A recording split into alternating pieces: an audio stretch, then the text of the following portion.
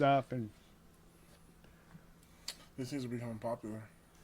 huh? Those things are popular. Yeah. Those are super popular. Lots of things were just exploding right before the whole world stopped. Yeah. I was thinking about this, so this pandemic period is much like the Marvel snap, the blip thing that happened in the Marvel universe. It's very much like that. Because kids are going to school, they've missed a year, and I'm sure they were at online school, but that's not real school. It's they're all coming back to a world that is different. And then, that also got me thinking of the Marvel Universe and what's missing from this Marvel Universe. They're all so. I'm not really a big fan of people coming back 5 years later, not aged, and everyone having to deal with that. That kind of bothers me, right? But I'm accepting of it. I'm writing things out. But where's the contingent of people that are not stoked? The people who are like, it was better when there was less people. Are you watching? We should talk about this on the podcast. Oh yeah, whatever. We talk about absolutely everything. Yeah. Are you watching Falcon? Are you watching Falcon and the Winter Soldier? Yep, I've got the first 2 episodes so far. Because that's the entire idea of what the Flag Smashers. Well, they want the kind of freedom that was with the.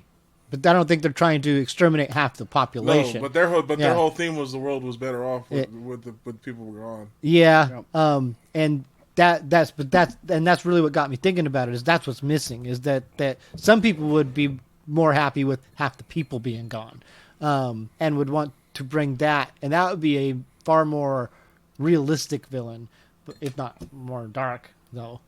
But because there's some people now who don't want people here. And also, it would be more stress. There would be far more stress with the inundation of that many people just flooding you, swarming you all around you. Like, oh my God. Because if you just spent 5 years, first of all, grieving the loss of all those people, and then getting run over by them, and getting that grief shoved in your face. It's like, they're psych, all back. Psych, we're 5 years younger, and we're way thinner than you, and we're better looking. Hey, let's start. We can talk about that in the podcast. This is a good discussion because I got a lot of points. Oh, this is the podcast. This is the podcast. Yeah. The podcast has started. Goodbye, gray sky, hello, blue. There's nothing can hold me when I hold you. It feels so right, it can't be wrong. Rocking and rolling all week long. These days are being free. These days are Hey, Are you recording? Yeah. We're recording. Okay. Hi, everybody. Welcome to the MAWPCAST 1 radio program. We just surprised Mr. Vaughn with how we do the show. This every week we come here and we play songs from the local Tacoma area and the greater Pierce County area and all those around you, just the vicinity that we're in, our region, and we talk about just random things with no rhyme or reason, and we don't tell you when we're starting. I'm glad he mentioned that. It's the worst show intro ever. It's a cold open. I stole it off of another podcast. It stole it off Saturday Night Live. I watch Rogan all the time. His podcast used to start like that too. So. It's the whole idea behind the show that we do is just very conversationally based and just very low key and just mellow because the star of the show is the music that we do. How long ago did you start recording? Just right before we started talking about Falcon and Winter Soldier. Pretty much. Okay, cool. Because then that was a good comment because you were making a point as far as saying I like how I didn't mean to cut you off. No, man. But I like how you were saying. Did you see WandaVision? Okay, so I like the thing on WandaVision that I really liked. It was probably one of my favorite scenes. Was when they had the scene of what's her name? The girl who turned into Monica. Monica Rambeau. Yep. When they had the scene of her coming back to life.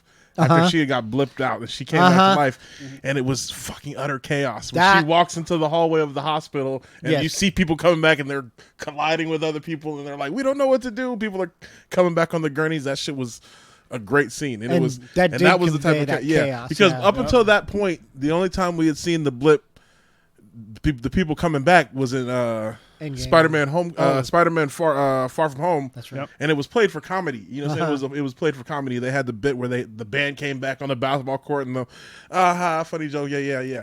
But yeah, the real chaos and terror of what it would be like if billions of people came back at it was the Monica Rambeau scene. I was like, that was a fucking phenomenal scene. Yeah. That shit was dope. So yeah, the chaos between that and then the whole idea of what the Flag Smashers were doing in Falcon and the Winter Soldier, the whole idea, one of the Flag Smashers had that line. It's like the government cares more about the people who came back than the people who were here. You know what I'm saying? Yeah. Through the whole thing, and that's a theme that's repeated both in Falcon and Winter Soldier and in WandaVision. In WandaVision, it was the FBI, the head of SWORD, when he was talking to Monica Rambeau. He was like, "You don't know what it was like for those 5 years when everybody was gone. It was tough. We did a lot." You know what I'm saying? And then what's his name? Falcon's sister. What's Falcon's name? Sam. Oh, Sam. Yeah. Sam's sister. She says that too. She says, "Hey, you weren't here. You don't know what we had to go through for those 5 years. I did it, and I survived." But you know, so that's the theme of people not understanding what it was like for those 5 years. And you mentioned it too, like you that was the thing where you were saying about how you were saying the grief of people having to go through that. Some of those people, it might take them a full 5 years to just get through that grief process. You know what I'm saying? And then they finally start to come out of that grief process, and then, hey, I'm back. Oh, what the fuck? Now I gotta go through some whole supernatural. I don't know what. Yeah, that'll change your shit. And the craziest thing about it, if you look at it, because obviously they know details, but the average person didn't get the perspective that we have of seeing the movies in that universe. So the average person doesn't know what the fuck happened. They don't know that a fucking crazy purple alien came and fucked everybody up. They just know that they family member was dead, and then 5 years later, their family member came back. They've heard rumors, and they can say the government may have told them something, but they don't know. So that'd be some crazy shit. Oh, so much about it. The people who've moved on and have different lives and relationships, and you come back and like, oh, my husband's married to someone else now. Yeah, right. Like, oh, wow. Yeah. Oh my God, that'd be so fucked up. Yep. Yeah, that's they, of course, they can't convey everything. They did touch on it with Monica and her mom being gone during that time, and that you know, and that's how we're going to get it, is with kernels of it, which I don't think they're doing a bad job. And in fact, with the TV shows, that they're doing an amazing job. Like when the Falcon Winter Soldier started, I was a little like, after coming off WandaVision, I was like, okay, It's gonna be hard to top that. We're back into this kind of thing. But then by the second episode, I was like, wow, what they've done with that. Like on Disney, you know, to touch on some of these subject matters that are like not Disney. Like that's really profound and surprising. Like even if that's all they do, if that's all they give us about it, still the racial implications are profound for a Disney show. See, this is the thing that I will give Disney credit for, because, and I mean, obviously, let's be clear about it. The bottom line for them is dollars. Yes. Disney always sees the bottom line. Yes, they do. But the thing that Disney sees, which is good, is because Disney sees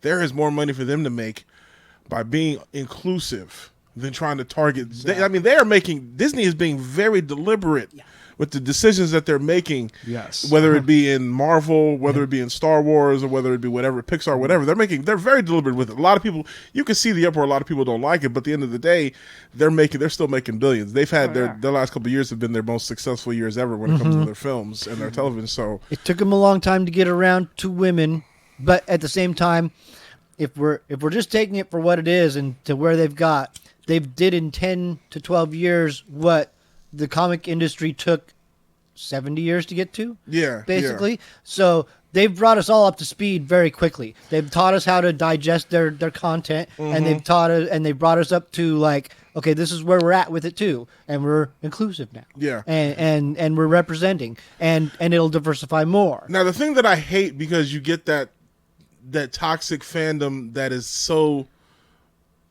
anti-woman and misogynistic that they're like, oh yeah, and, you know, said versus those who may have problems with simplistic storytelling versus, you know what I'm saying, and then they get lumped in with those, and it's like, no, they're separate. It's okay to have a problem with the storytelling versus, like, for instance, there's a lot of people that don't like the sequel trilogy with Rey and yeah. That's very it's very Rose. It's been very divisive, divisive. Yep. But it's one thing to say, well, I don't like it.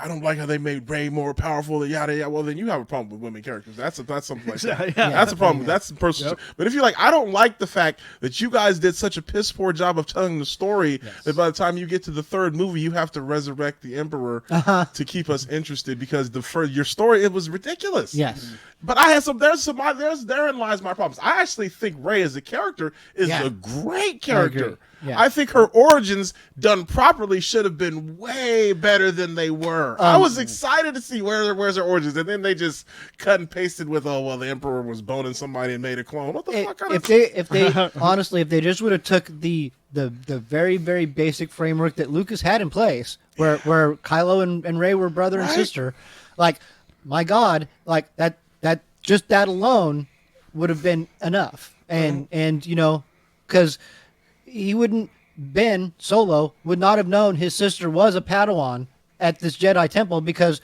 they're taken away. There's no commitment. There's no attachment. They don't know. She would have been born after he was already there. Yeah, exactly. It was, and again, that has absolutely nothing to do with who Rey is as a person or anything. It's just like, I don't like the story, but Rey's character was awesome. I thought that she was awesome. I thought it was dope. And there was great potential. It was great potential. Poorly executed though, just poorly executed. So I actually would not mind seeing more from these characters, from all of the characters. Because let's be shit, my criticisms of it are not singular to Rey. No, I have the same issues with Finn's character and with Poe's character. Yep. These are three characters that I want you give me enough where I want to know more about these characters, but then you never give me more about these characters. The ball dropped with Poe, which they at the very last movie where they could have done it was where they had other people who could have been inspired by his defection from the Empire, and they didn't take that and run with it. He could have been like the reason a whole bunch of people were not part of the Empire anymore because they heard about that one guy who left. He stood up and he left, and he's not part of it anymore. And like that's so simple. And it's so clutch to what the Star Wars saga is about. And no, they didn't. You didn't me sitting on the sidelines, YouTubers think of it, and they want to subvert your expectations so much that they're not going to give you anything you would expect because you couldn't expect what they gave you. You couldn't possibly expect that the Emperor would come back because the Emperor's dead. Poof. It's a genie in a bottle. I think they need to make a sitcom comedy of the two stormtroopers that were taking Grogu in Mandalorian. Oh, they were great. Weren't they great? They need to make a show with just those two guys. They've never made on their patrol, doing dumb shit, just talking shit. They don't even have to move. They never made Punching the Baby so funny. They never made Punching the Baby so funny. It's interesting too because you have the television series, which is starting to expand now. Mandalorian first 2 seasons have been awesome. Yep. Jon Favreau and Dave Filoni. It's so good to see, especially Dave Filoni. I'm just a huge fan of Dave Filoni, all the way from the work he did on Clone Wars to what he did on Rebels. Yes, Dave Filoni is and so. And to see him and Jon Favreau click like that and have such a good relationship, I'm excited to see what they come with for the future. So I like what they're doing. This whole thing of long form storytelling that has really started to take the front stage over short storytelling. Like you said, movies, unless you're doing a connected universe like a Marvel or something like that, movies. I'm not gonna say they're going away, but it's the audience is becoming a little limited. People are really, especially with fans being the way they're really into this long form storytelling. Yep. Yes. You know what I'm saying? Whether it be an interconnected universe that's through movies or these television shows. It's like that's. Yeah. What was that one that they just redid? That's like 4 hours long. You're talking about the Snyder Cut? Yeah. Justice League Snyder Cut? Yeah. Have you seen it yet? No. Oh my God! I heard that it's just freaking. It's phenomenal. Who hasn't? Have you seen it yet? I've not seen it, but it doesn't matter. I know pretty much everything about it. I'm not averse to spoilers or everything. I can't keep up with all the stuff that comes out, but I'm very into them. I'm gonna say this about it: watching it because it's crazy to see how it's the same movie yet not the same movie because the story beats are the same. The story beats are Steppenwolf comes to Earth. He comes looking for the mother boxes. The Justice League has to come together and stop him. That's the premise of the 2016 version, 2017 version. That's the premise of this version. To say that there's an entire 2 hours that is get cut on the cutting room floor, I watch it and I'm like, what the fuck? Like, because here's the thing: in the first movie, I did not hate the first movie. I didn't hate it, but it wasn't memorable. Yeah, it wasn't like. Here's the thing about it: if you guys, we all went on the saga with Marvel. We've all been through the cinema. Yeah. So you remember the first Avengers film, and to get there, the first Avengers film, what we went through with Iron Man, Hulk, to get to the first Avengers film, it was a payoff. It was a payoff, and it was earned. Yep. It was earned. Now, here's the thing. People may have not liked what Zack Snyder did with his universe. That's up for debate. That's fine. That's fair to say whether you liked it or not.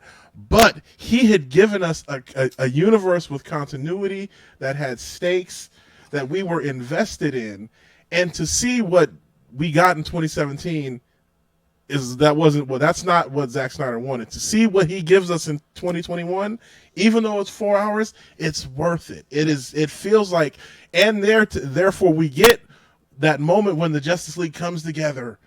It feels earned. It feels earned across Man of Steel, across Batman vs Superman, across Wonder Woman and Aquaman. And even though this takes place before Aquaman, but it feels earned. It's like, okay.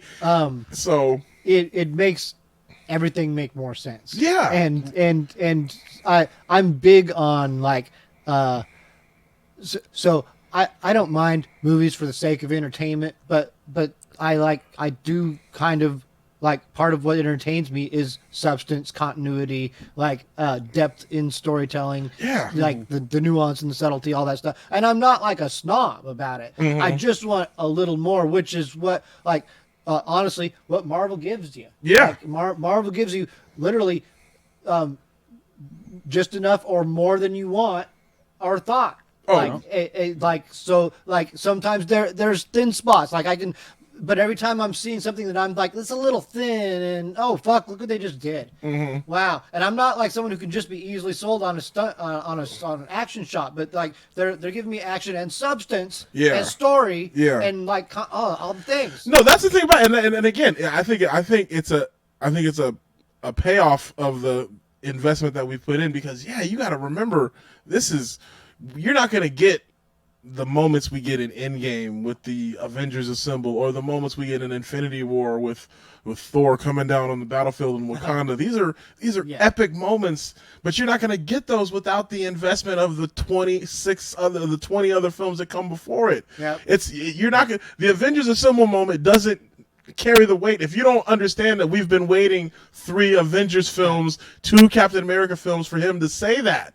And you know, and think about the times where we didn't get it. We're like, we didn't get it, but fuck, you got puny God. Yeah. You know, you got puny God. And stuff like that. It's like, exactly. It's just like, okay, exactly. and like all those things make it even more worthwhile when you finally did get it. Because man, it took them a long ass time for them to ever say Avengers Assemble, and I remember people were like, they got to say it. They've got to say it. Like they can't go the whole entire thing without saying it.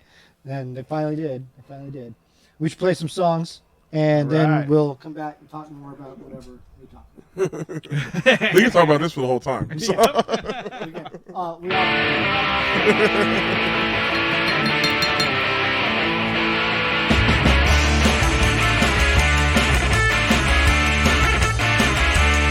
Hey, baby, I'm not being a fool, wasting my time about going to school. Well, the way you love me, you love yourself. I can't do my homework anymore. No, I can't do my homework anymore. Oh, baby, I got a surprise. That's a running circles, gonna lose my mind. Well, the way you love me, you love yourself. I can't do my homework anymore. No, I can't do my homework anymore. Oh, no. All right.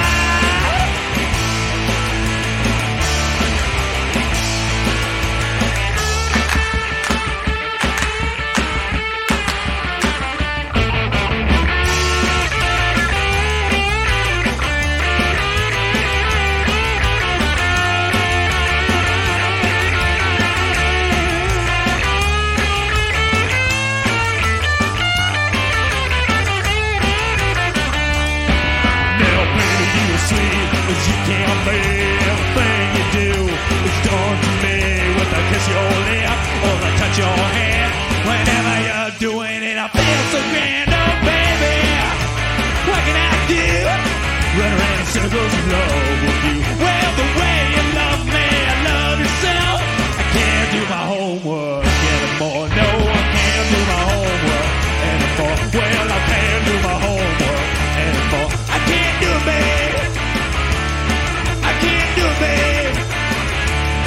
I can't do it. I don't want to do it.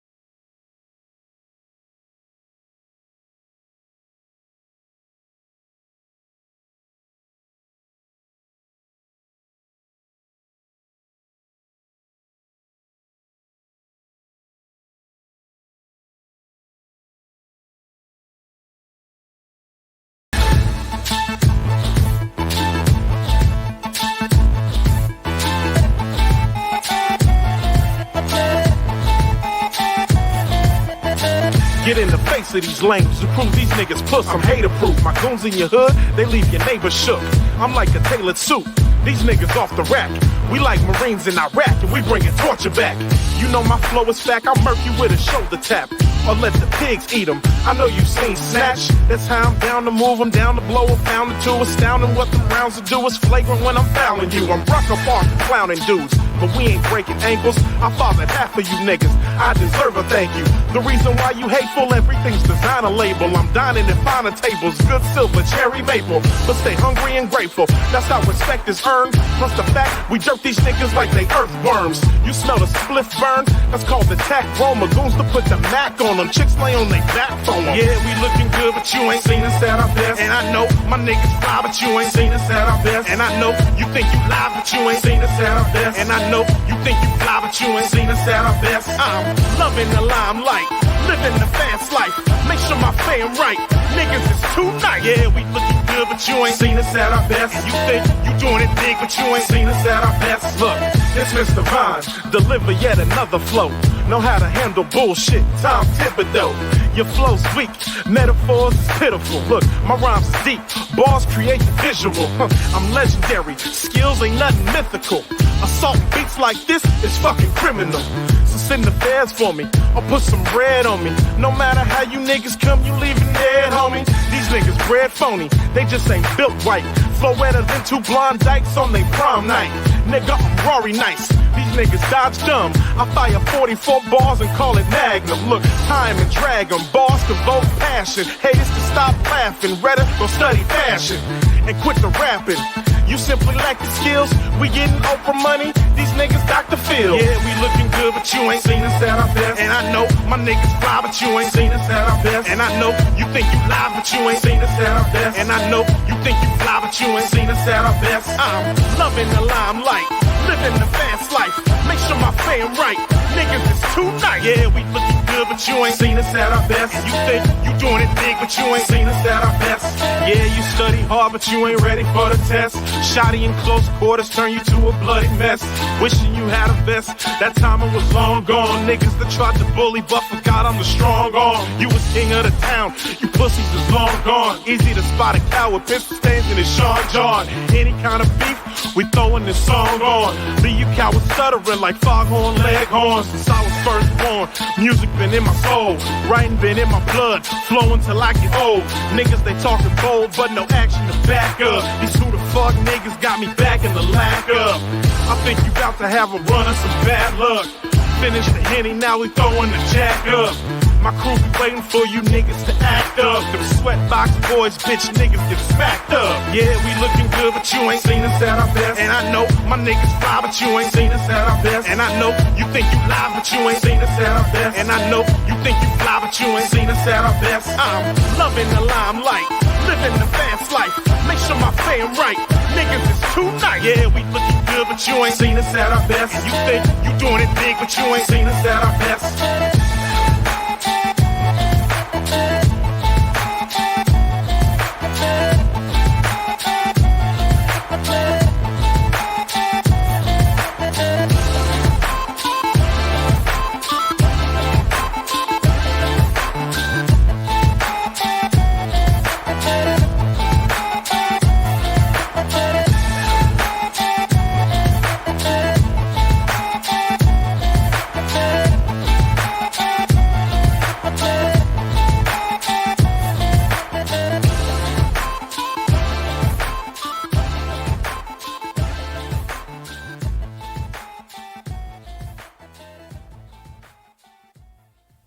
Was driving down the road with this one girl that I met in school, and she had a bunch of half-drank bottles of liqueurs and stuff, and we were going to our aunt's house to drink, and he was walking down the side of the road, and I said, "Hey, that guy wants to drink. Pull over and pick him up." I had no idea who the fuck he was. No idea who the fuck he was. And sure enough, he wanted to drink. That was on my way at the time. Yep. He came with us, and we've been friends ever since. And that was like, what? I was 18? It was 1987. 87? Yeah. That's our origin story. Great story. Well, and the thing is, we just ran into each other and we partied that night. We didn't hang out again, but over the course of like the next year, we would just end up at parties together. And I'd be with this other dude at one end of the party, and he'd be with this other dude at the other end of the party. We'd just hold down each side of the party. Yep. And that went on for another year, and then like he hooked us up with some stuff one day, and like it just went on. It escalated over time. Yeah. Oh yeah. Well, I think it's interesting because, like you mentioned, being very sheltered. Because I was the same way. I just grew up with my mother, but my mother didn't no drinking, no smoking in the house, none of that. She was devout. There was smoke and cigarettes in my house. Oh yeah, like fucking chimneys. Oh yeah, my mom didn't do it. She didn't no drinking, no drugs, nothing. She just was nothing. She was a devout Christian. And she kept us in church. Her idea was So her idea was to keep church was keep you from running the streets. You know what I'm saying? Be so. But the thing about it is you can't shelter the thing. Like you said, once school is always going to be that catalyst. School is always going to be the catalyst. Mm-hmm. You let your kids go to school, especially public school. If you let your kids go to public school, they're going to see some shit. Yep. It's unavoidable. It's unavoidable. It's unavoidable. My mom did a great job of you know what I'm saying, keeping us from most of the bad shit. But you know what I'm saying, regardless, once you get a taste of some shit, like my mom growing up, she was very particular about what we watched as far as nudity and sex and stuff like that, but she didn't give a fuck if we watched violent shit. Mm-hmm. Yeah. So you know what I'm saying, that's my affinity for action movies came about. So you know what I'm saying, I watched Terminator, Predator, Aliens, all that shit in the 80s. Why? Because ain't nobody naked? Oh, that's fine. No, mom, there's an alien that comes out of this dude's chest, and it's giving me nightmares. But you didn't see no titties, though, right? No, you'll be fine. You'll be fine. You'll be fine. You'll be fine. Yep. See, that's kind of the same way with me. My dad was into those type of movies, so that's what I was allowed to watch. Star Trek. Yeah. And then he took me to the Starlight Drive-In and saw Star Wars. You know, opening night. Star Wars at the drive-in. Like the original? Yep. Oh, nice. Holy crap. That changed my life forever after that. Hold that thought real quick. Let's tell the people everything they heard with the songs. We're back from the songs. We've been back now talking, but now we're back. And what you all heard was our guest, At Our Best, by Mr. Vaughn. Before that, we heard Cemetery Girls by Schoolyard Heroes. We heard Cannons by Tex. And we started it off with Homework by Girl Trouble. Hey, I like that Cemetery Girl song. That song was nice. Yeah. That was a good song. Yeah.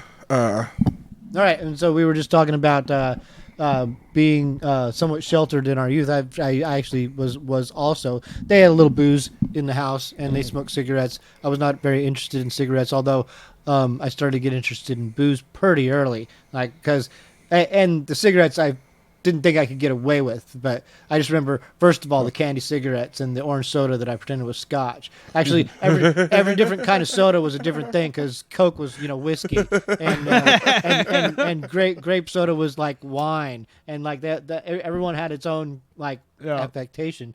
And then the candy cigarettes, of course, and then Tootsie Rolls have been a cigar. Like, I had this all mapped out, and my life was planned from a young fucking age. That's great. But they tried to quell that, and they tried to keep me away from overt sex and stuff also. But then I would find things like at Uncle's and stuff like that, 30 magazines, stuff like that. So as soon as that happened, I'm like, oh, they're lying to me about a lot of things. A lot of things are going on here, and there was just things like that throughout my early childhood that was like just reaffirming they're lying, they're hiding stuff. What's going on in that room right now is not what they're telling me is going on. Because I've seen magazines that show me what's going on in that room. So they're lying. It's true. Yeah. No, the church bit is the grace, because like my mom, she thought that was the solution to everything was put in church. We were in church a lot. It was a lot, because my mom was in church a lot, and then that was like our community. That's where so much of our friends were. That's where, like, even so many of my friends from school went to the same church as me. So it was like there was still that. But even in that same vein, it's still, you're saying at the same time you're still a kid growing into a teenager, and so I grew up in that church. Like, I was up until the age, I think, until about the age of 17.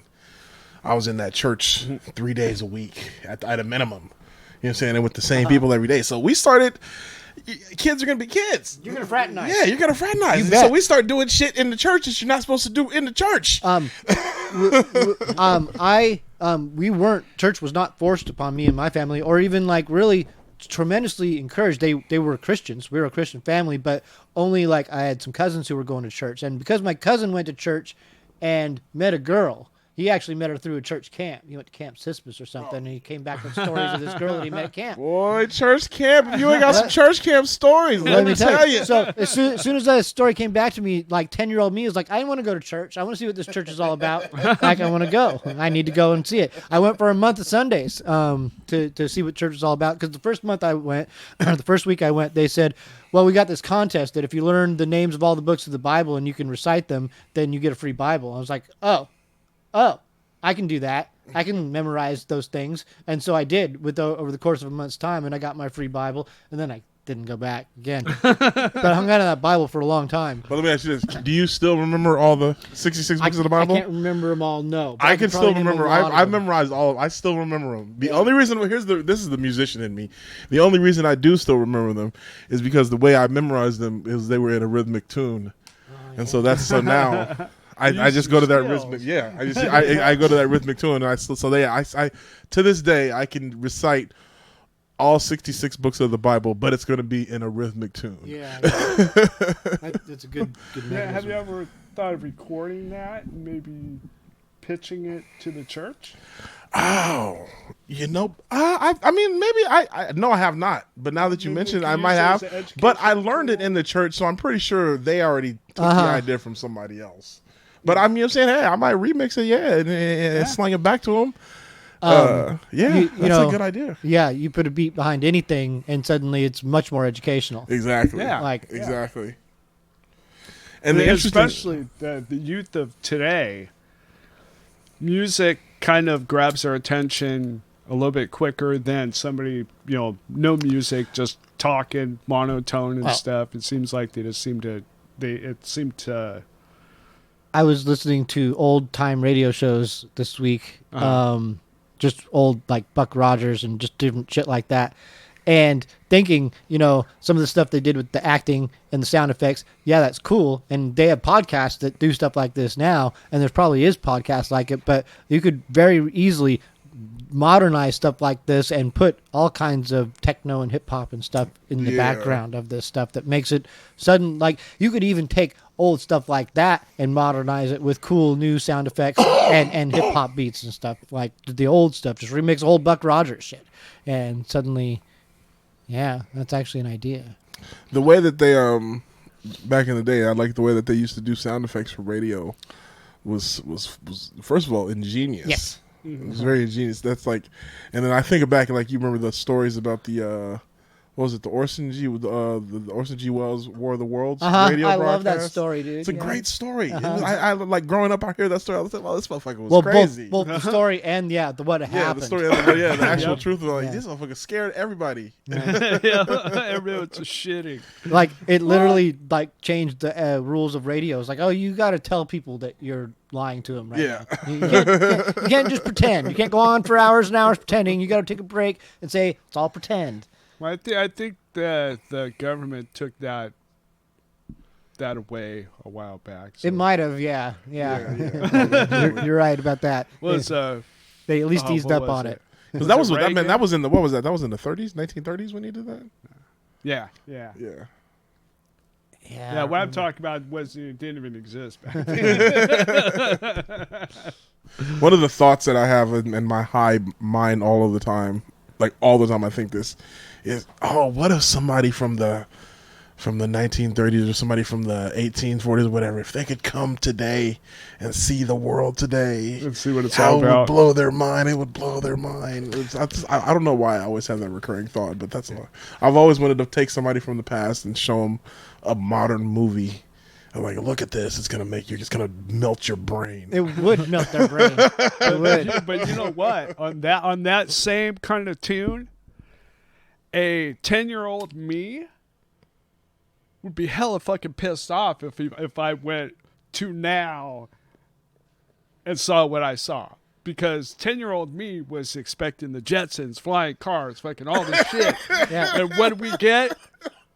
maybe battery-powered cars that you got to charge in a parking lot that's overflooded. Yeah, like if you're really, what you get is you get better media. Your music's better. Your movies are better. That kind of stuff's better. And you got like a tricorder. That's about it. Yeah, that's about it. But you can't like heal people or do like Oh, I know. He's got a tumor. Yeah. You can't do none of that. Still haven't mastered space travel like we want to yet. Yeah, yeah. I just don't think that it's like going to happen. Like, I mean, Elon Musk, he's like, he's ambitious, but I just don't think it's going to happen in like the ways that we think it's going to happen. Yeah. And it might not ever happen. Like, It might not. It just might not. Like, now, I'm not saying it won't because I believe it can, but it might not. It might not. People, we don't deserve it. I'm so confounded by going to Mars. Just going to Mars is like, man, you're blowing up billions of dollars in rockets to try to go to Mars when pollution, like if you took maybe the money from maybe 2 of those rockets and maybe put them towards something useful. Homes for the poor. Well, this like is the thing. Drug rehabilitation. I want them to take 10% of the our military budget. Yeah. And put that 10% for 1 year and put it to the roads. We change the world. Yeah.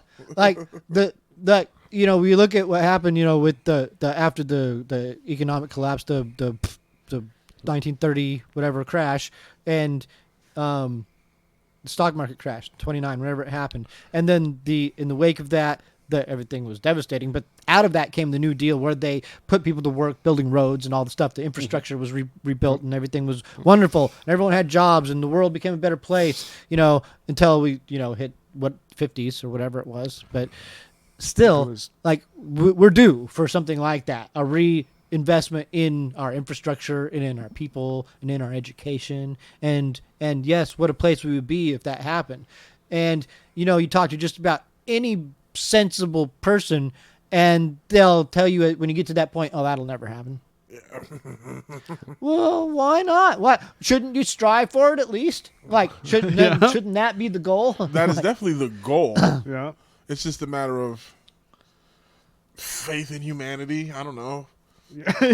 Lack of faith in humanity. I just don't trust it, man. I don't trust people.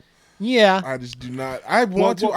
I think their idea of trying to save humanity is by population control. Well, here's the thing about, like, you're talking about them trying to get to Mars and everything. And Mars, I think the reason why is because they realize, well, this planet's fucked. Okay, so we need to start terraforming some other shit. These motherfuckers is looking at a planet that doesn't even have breathable air. Yeah, it's like, how fucked are we, actually? If that's true. Yeah. How fucked are we really?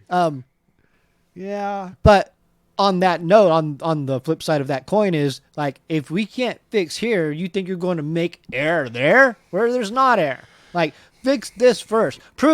Use this as proof of concept. Show us here. Show us here what you can do with all this fucking magic technology that you're going to send there. Show me here. Clean the air here. I agree. Yep. Poof. 100%. Yeah. But that's what I'm saying. 10% of the budget of the military. Yeah, never underestimate the other guy's greed. Mm-hmm. This is the thing. Like, this is the thing that continues to shock me, but at the same time, it doesn't shock me. It's just the outright short-sightedness of people for greed. Like, some people, they will sell out for $1 today, not realizing that you're gonna owe $50 next week, and you ain't got no plan, no idea of how you. But I need that $1 today, though. Yeah. The short-sighted, it's insanity, and I feel like it's going to be the downfall of humanity. There's great examples of this in Yes. cinema, like in The Matrix, where the dude sells out his buddies, because the steak is steak. I know there's ignorance is bliss.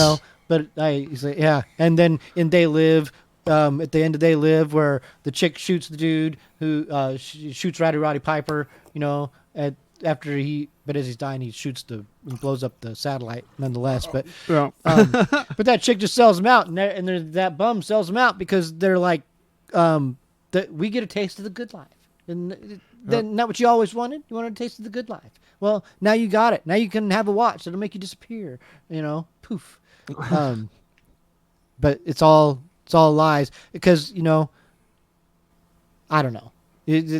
We don't learn anything from the stories. That's why they destroyed Star Wars, because Star Wars was teaching us a lesson, and then they had to like deconstruct that lesson. It's like no, we can't let them overthrow the empire. We don't learn it. I mean, how many times have we said art imitates life, life imitates art? Because you're right. We don't. I mean, we tell ourselves these stories, and these are the same stories being told over and over to us again in a different format with a different cover, a different layer on it. But the message still remains. But motherfuckers, they refuse to get it. Yes, that's. Back to my thesis statement of humanity is doomed. Yeah. Sorry to be a gloom. No. Be a gloom. It's very well put, though, because it is the repackaging of, like, the old gods. All the superheroes are in these... They're rebranding of gods in like, the Greek mythology and Roman and whatever, all that stuff. The Indian mythology. They're just all different superheroes doing different stuff, teaching you lessons and having shortcomings and overcoming them. And, and it's funny that you talk about the gods is because I've been watching SG-1, Stargate, and they met Thor, which is basically a gray alien. Yes.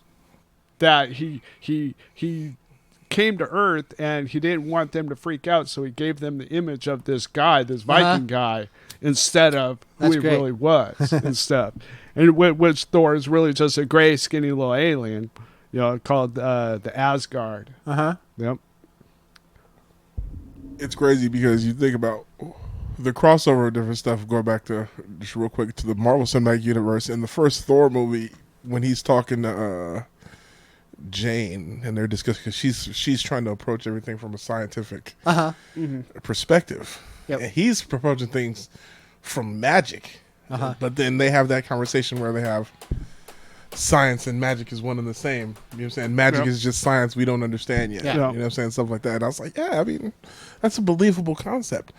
And the Norse mythology is filled with magical shit. But to them, again, because they're gods, they've lived forever. So for them, it's probably not magic. It's just this is our technology that we've had. Is it that where stories of alchemy originated from? Or am I mistaken? No, that's probably more either like the English thing? the Druidish English stuff, or the Merlinish kind of thing, or maybe it's more even Middle Eastern kind of esoteric type of stuff. The Greeks didn't invent alchemy? I could be wrong. This is all Googleable. This is all Googleable shit. But are any of us going to do it? Probably not, because I've got a pipe of weed in my hands. But we're all kind of in the same dilemma. Indian mythology is also very rooted in both magic and technology. They've got technology alongside of seemingly magical stuff going on too. But again, it's myth, and these things are like myth. Myth has roots in. Oh, this is all very good. I probably don't have time to get it. We should probably play more songs before I get into it. But I just watched a video about how, now, bear with me, but the Lord of the Rings and the Hobbit stories are all lies because they're written from the perspective of an unreliable narrator, which is essentially Bilbo, that is transcribed. Apparently, in the lore, it's Tolkien who found this ancient book that he's transcribing, right? But the book is supposedly... It was at least started by Bilbo, and Bilbo in it lied, in his own writing lied in his story, about his finding of the ring. He wrote it incorrectly, and it was later corrected by someone else. But then this book was then carried on by Frodo and carried on by Sam. Bilbo had taken translations from Elvish, and in his translations made mistakes, mistranslated things, there was inconsistencies, different stuff. And so then all this stuff was compiled then, from Bilbo to Frodo to Sam. And then copies were made, right? And so Tolkien, in his story, ended up with a copy. But then the copy went to Gondor, and the scholars in the Tolkien lore had a copy of it that they corrected and amended and fixed. So it's like, well, that would be a more accurate copy then. But... none of them are actually correct, and then they lose things in translation as you're translating things too, if you're bearing with the conceit that that's what's going on there. And then through the mythologizing of things, they get inflated and conflated and into all these different things, Sauron was 30 feet tall, but maybe he was just a tall dude. And he wasn't 30 feet tall. Because to a hobbit, who's to fucking say? He's like, anyway, we go back to songs, and then we'll get back to more random. You know who you should have that Hobbit discussion with is Stephen Colbert. He is the biggest Lord of the Rings nerd I've ever seen in my life. I mean, he's great.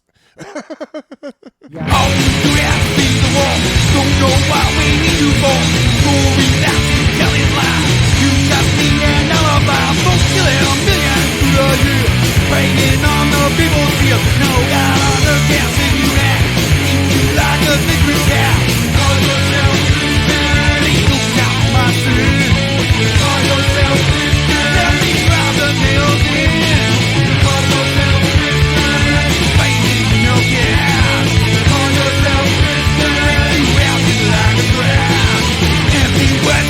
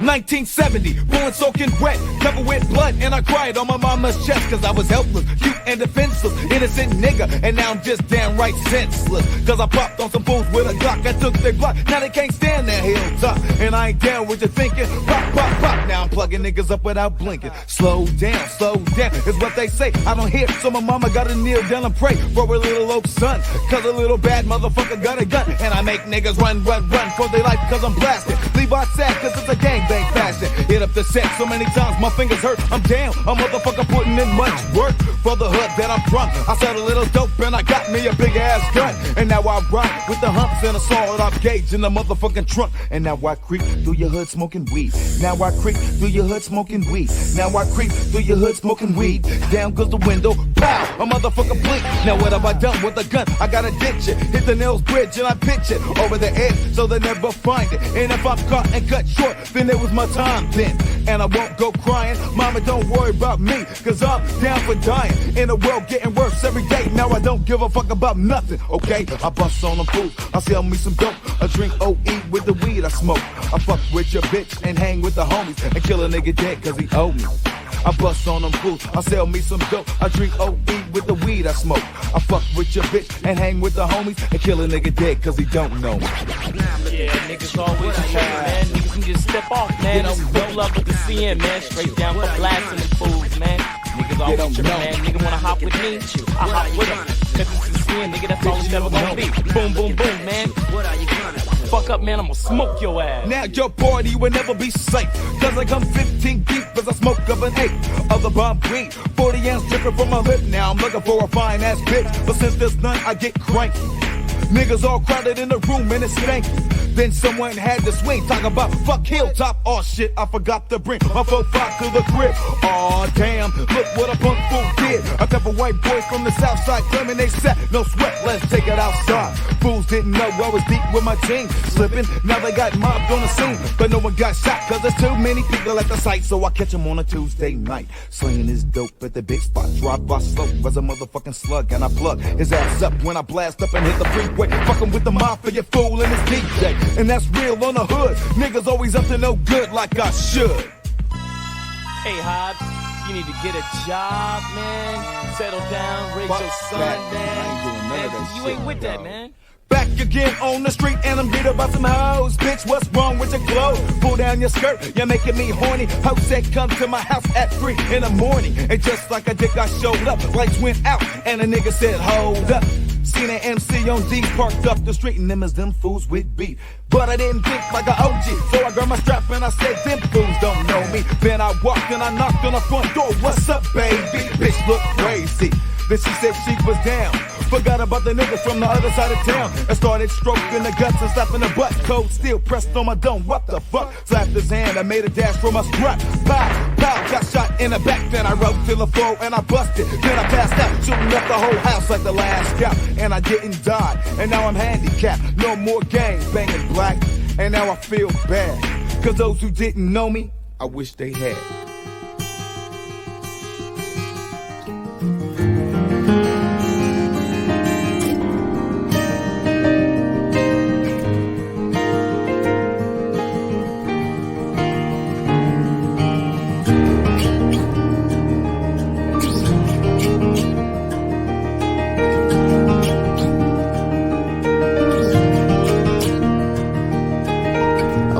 This morning I was staring at the ceiling cracks and road maps and landscapes and highways I have seen. I have been places far and deep in my mind, only to find comfort in your strangeness. Of moving shadows when I call the wind by name, rushing fire water in the dark of a cloud I have seen. I have been to places far and deep in my mind, only to find comfort in your strangeness. We are slaves to the crimes we commit, and fit fits of passion, shame.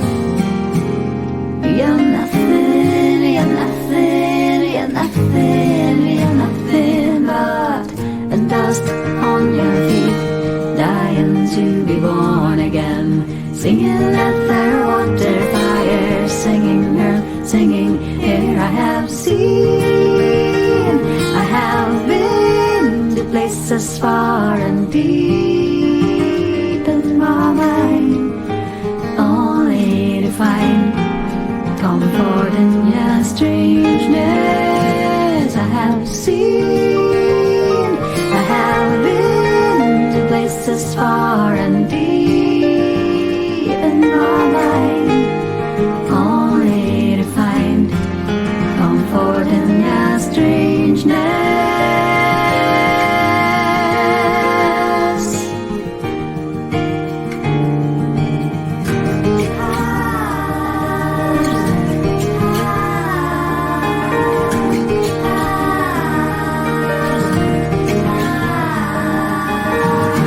We slaves to the crimes we commit, in fits of passion we shame.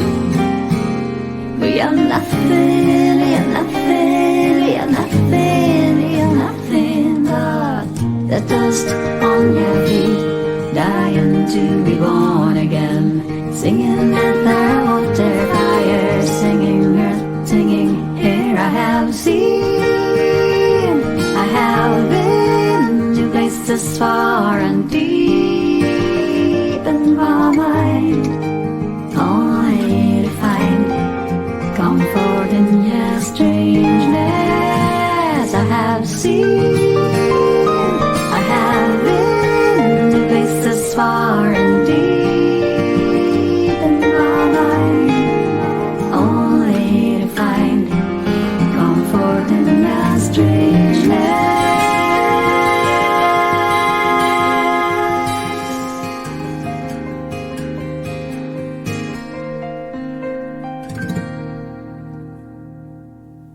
I'll text her sometime this week and see if maybe I can get a copy of it from her.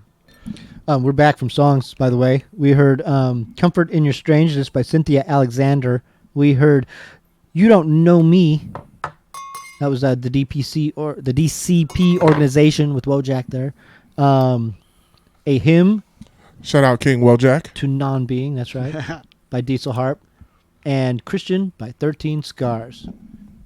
Keeping with our themes today. We talked about Mars earlier, and this weekend I watched John Carter. John Carter was supposed to be of Mars, but it was just titled John Carter. These are books that I avoided when I was growing up. I read a lot of stuff growing up and stuff not unlike it, but these books seemed antiquated and hokey because you can't breathe on Mars. And right off the bat, what's the point? Not even going to read it. So I didn't.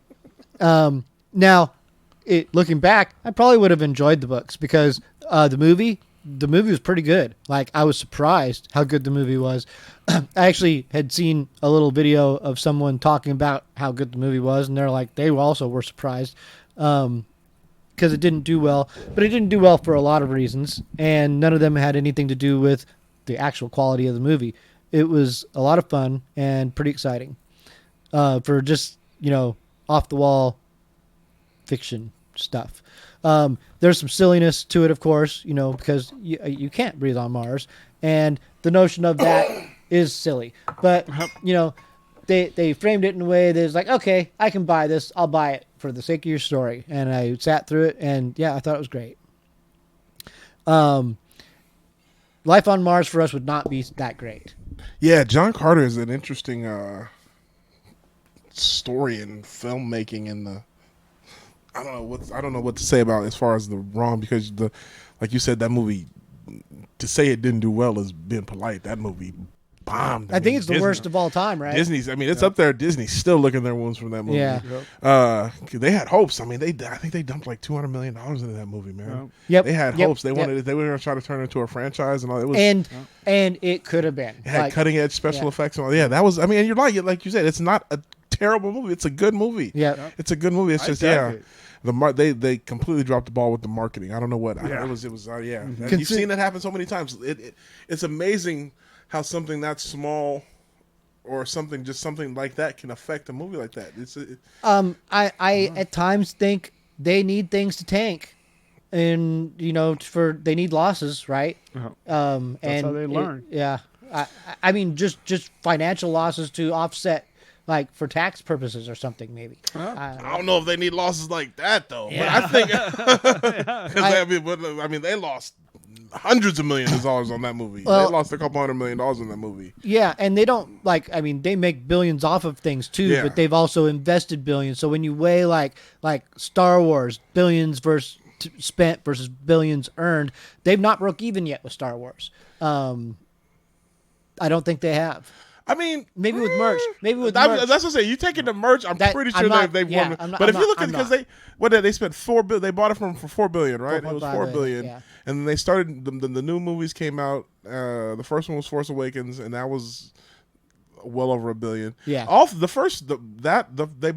That and Last Jedi and Rogue One all did over $1 billion. So that's three right there. Yeah. If they say that about 3 years ago, I'd say they hadn't made their money back now. But now you're probably right. Now, plus the television shows, The Mandalorian has just been such a fucking success for them. Yes. And the format of what they consider a success nowadays, like they're not so singularly focused on. And that is exactly right. That success is not gauged by critical acclaim, not by fan base acclaim. It is strictly dollar value. Mm-hmm. And if they've broken $1 billion, that was a phenomenal success. Yeah. And that's the only thing they're concerned about. That's the thing. Yeah, that's what I'm saying. Like, you have so many people who complain about this and that, and then like they took notice of what people were saying in Rise of Skywalker, because Rise of Skywalker didn't achieve this financial success. But if you're not going to talk like people, so many of these idiots who have a problem with Rey as a strong female character, have the same problem with Captain Marvel and Brie Larson as a strong female character. But again, you're yelling into the void, because all Disney sees when they see Captain Marvel is they see that movie grossed them $1 billion. Yeah. And it opened up a new fan base to them, because guess what? Now they have women in their parks dressing like Captain Marvel. And at the end of the day, it's for them, their synergy. The synergy for them is they're going to take a movie that's going to be popular, so we can use the popularity of that movie, so now we can pump that back into our theme parks. I mean, for Christ's sakes, they are building. Oh yeah. They are building a Marvel world as we speak. That'd be pretty rad too. They just opened Star Wars Galaxy's Edge. So that's what I'm saying. So yeah, obviously I want to go so bad. Of course we want to go. Of course we want to go because it looks fucking awesome. Disney is a machine. I mean, I want to see the life-size Millennium Falcon. Yeah. I gotta see it. Yeah, because I mean, here's the thing about it. And saw their Star Wars thing they had at Disney. Well, you got to look at this. Is when Star Wars Galaxy Edge opened, it was basically one ride. It's one ride with a bunch of restaurants and other stuff to see. And you're saying, and they built, and I give them credit because they built a planet. They built a fucking planet that you go to. You're there. You literally feel like, and they have, and I've seen so many videos, and they have the characters, they have the actors there are deep in character, everything. So they built it. Do they have them dancing around like I see in all the videos that I've seen? I see a couple of them where they're all just doing these crazy dances and stuff. I mean, they, from what I've seen in a lot of, because I haven't been there either. This is all what I've seen in videos too. From what I've seen in the videos, it seems like they have them. They're always in character, and they'll have. I've never seen them doing like huge dance numbers choreographed in numbers like that. Yeah. But they'll like they have stormtroopers that'll walk around and patrol, and they'll harass you. Hey, we're watching you. You know, they'll have a Twi'lek serve you drinks and stuff like that. It's crazy. Awesome. It's just so. I mean, give Disney, like, you look at Disney's in what was before the last year before the pandemic, was it 2019 when they had the huge box office, or one of these they had. I think it was 9 movies across their 3 platforms that made $1 billion. Yeah. If I'm saying, because they had a Star Wars film, 2 Marvel films, like 3 Pixar films and like 3 of their own Disney films, and every one of them grossed $1 billion. It was their biggest year ever. It was the biggest. It was. Disney's a monster of a company, man. When you look at stuff like, I mean, they have a cruise line that they basically just use. I say this hypothetically, not really, but they basically use the cruise line as a tax write-off. Because they have, I mean, I'm joking. I jokingly say that because if you look at a normal, when I say normal, when you look at a normal cruise line like a Carnival or a Royal Caribbean, they have a fleet of 10, 15, 20 ships. Disney has like 5. They have like 4 ships, and they stay booked all the time. They're expensive, and every single person who has ever been on a Disney cruise, whether it was a 4-year-old child or a 60-year-old senior citizen, they say it was the most memorable experience I've ever had. Wow! Because Disney, they go all out. I mean, they make the experiences memorable. It's going to cost you. Yeah, Disney is going to milk you for every penny you have. You're making payments for like 10 years, but you're going to remember it. Now, I know that they're very obviously family oriented. At the same time, you would think that they would get a foothold in Las Vegas, like Disney Las Vegas. Well, it's interesting because. And that's a, you bring up because you're. I mean, what do they call Las Vegas? They call it Adult Disneyland. Yeah. So it's I mean, it's interesting. Let's make it fucking Disneyland. Yeah, and I mean, and they have. Imagine if they did. Yeah. Dude, Mickey Mouse fucking slots, dude. Just ching. Oh my god. Because you look at Disney, I mean, they're not. Their first and foremost goal is always going to be family orientated stuff. But if you look at their past, when they wanted to do non-family orientated stuff, they had Touchstone Pictures. That's right. That they used to do stuff through.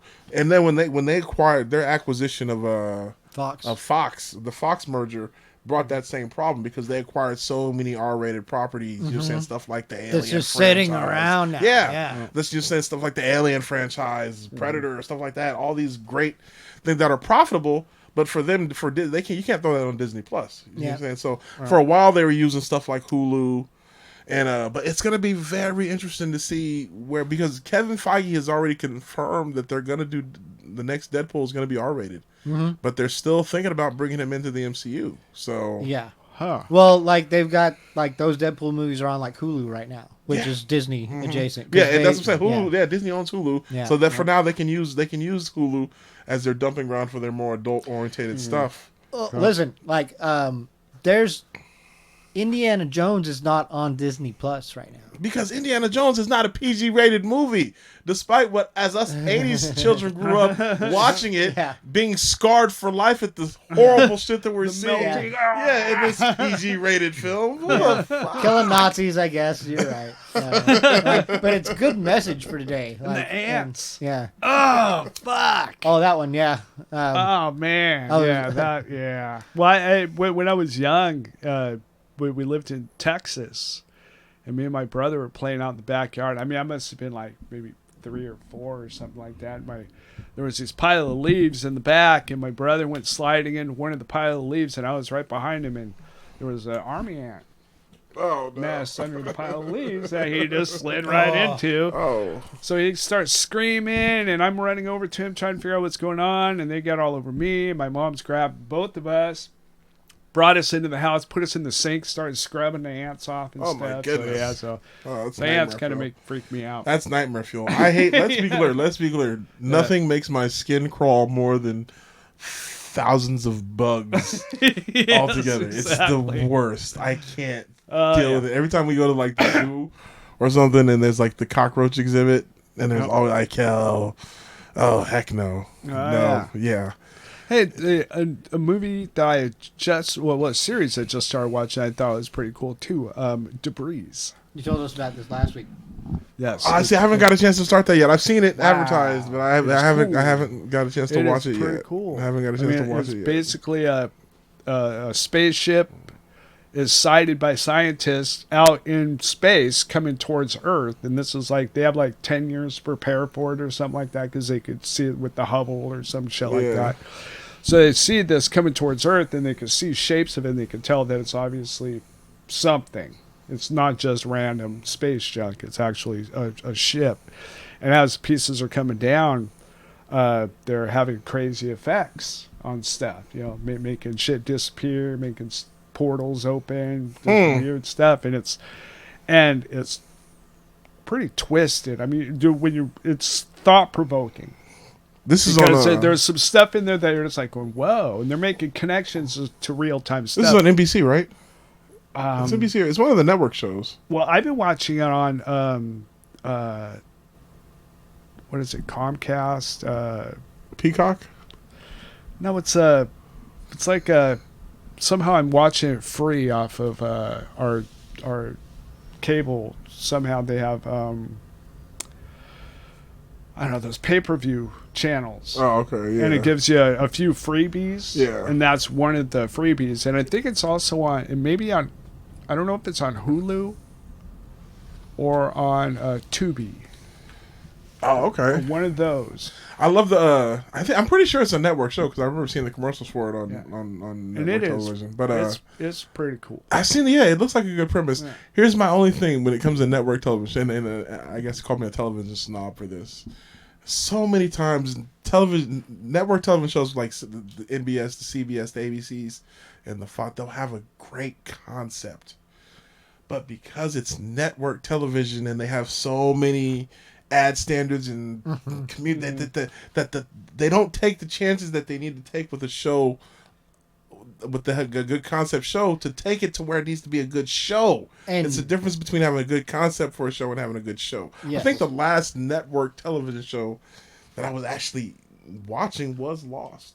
I think Lost was like the last network. Other than that, all the shows I watch are either like HBO or AMC or FX or something like that, or Netflix or something like that. I've not caught the last couple episodes, but the Rock is a network show, and boy, they're doing a good job with it. Oh yeah, the Young Rock. Young Rock. Yeah. No, that, and you know what, and that show gave me so much hope. Yeah, because I saw that and I was like, this is different. Like the first 3 episodes is all I've so far, but I've not caught up with the next 2. But boy, I was just like, because it's tough to do. Like, it's exactly what you're saying. It's tough to do, and he's walking that line, and he's doing it in a very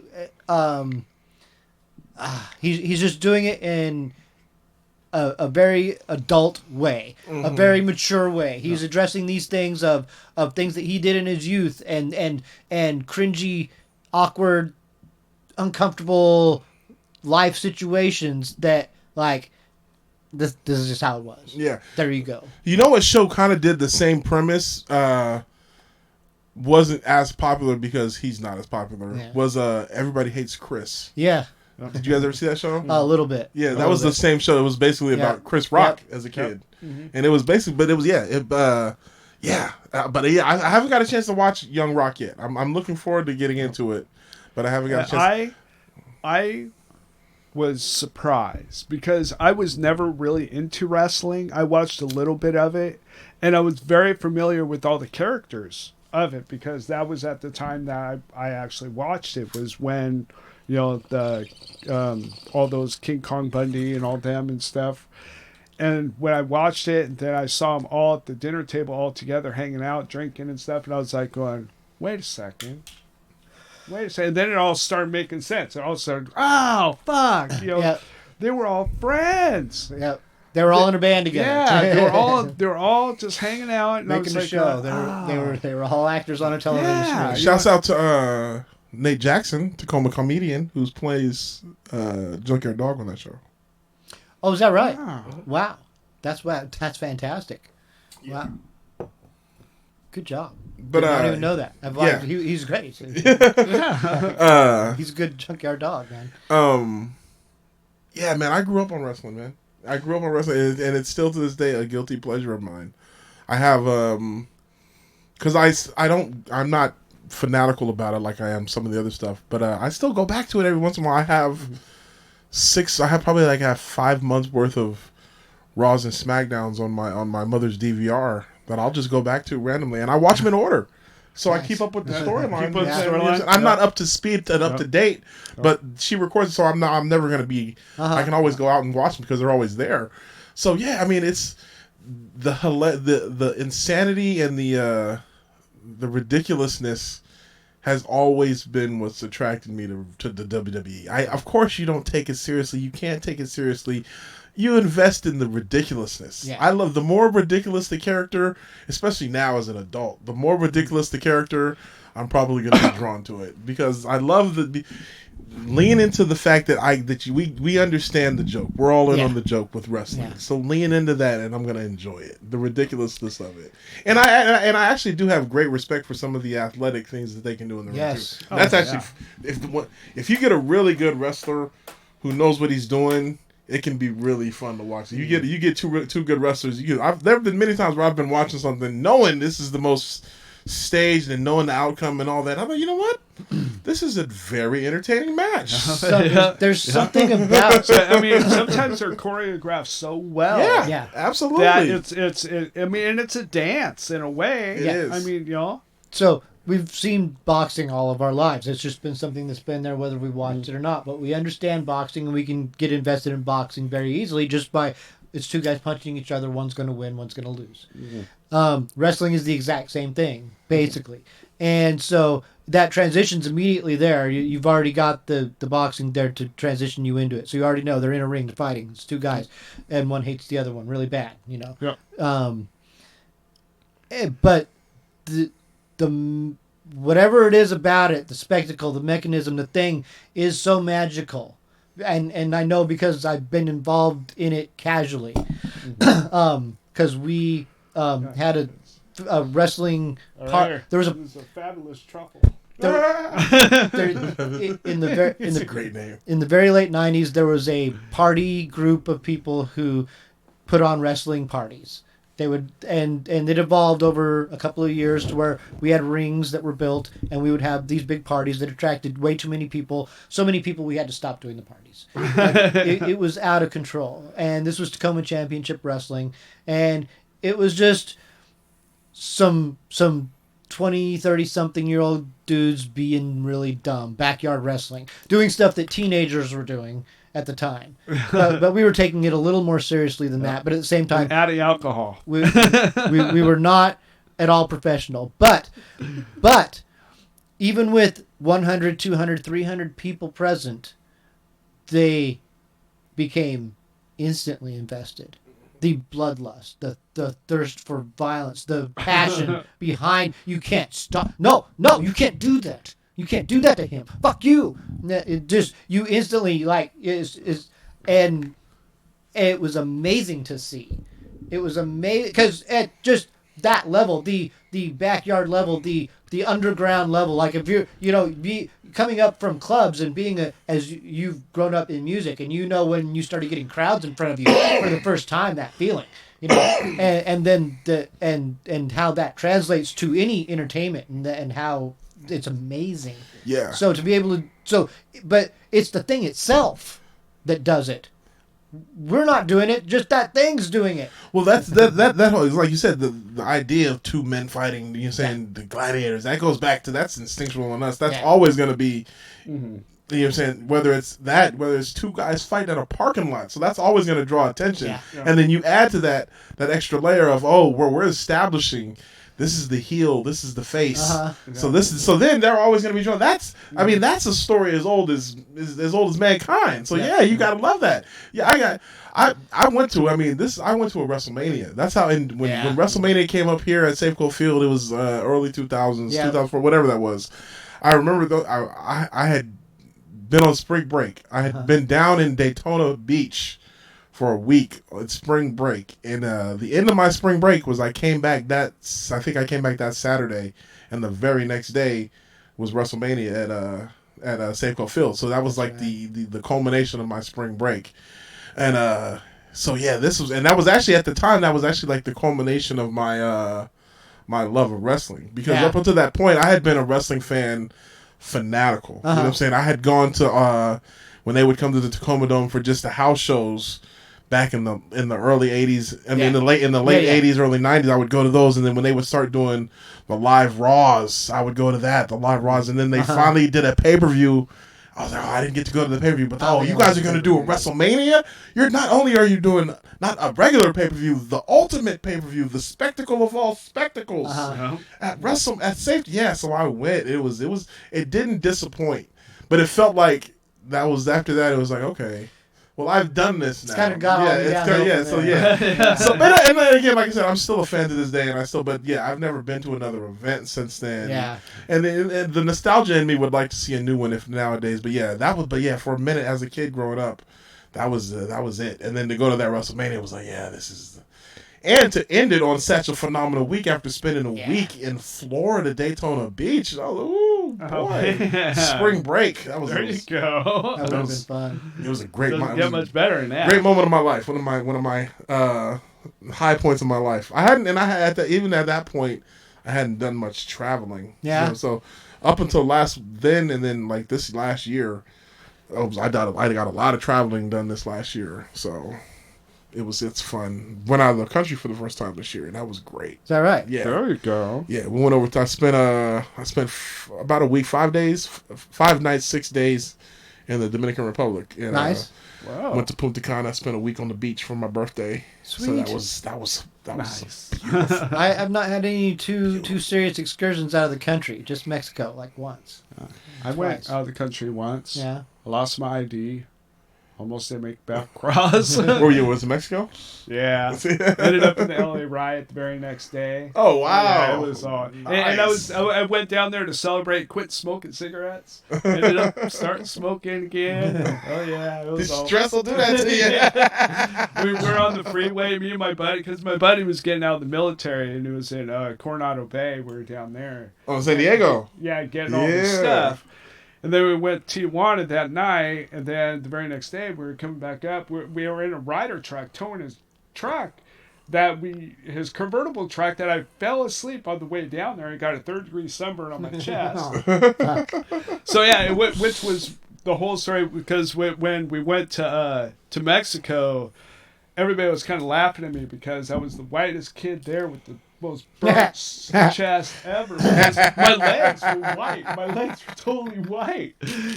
And I'm Washington. I'm about as bleach as you get. And so so they're all kind of laughing at me, and I know they're making fun of me and stuff, and I get it. I mean, I would too. I mean, I got this ridiculous sunburn, and but somehow I lost my ID down there, and when I was coming back across, my buddy Mike that was with me, he was talking to the Border Patrol guy, and they were just kind of snickering back and forth and stuff. And I think the Border Patrol guy said, yeah, obviously he's not from here. We're going to go ahead and let you take it back. Because and I was drunk. I was fucked up. I was so fucked up. And they and Mike kind of motions for me, to run. It's kind of giving me that motion. Well, that's what I got. So I started running. So I ran over, because it's like a little arch that you got to run over.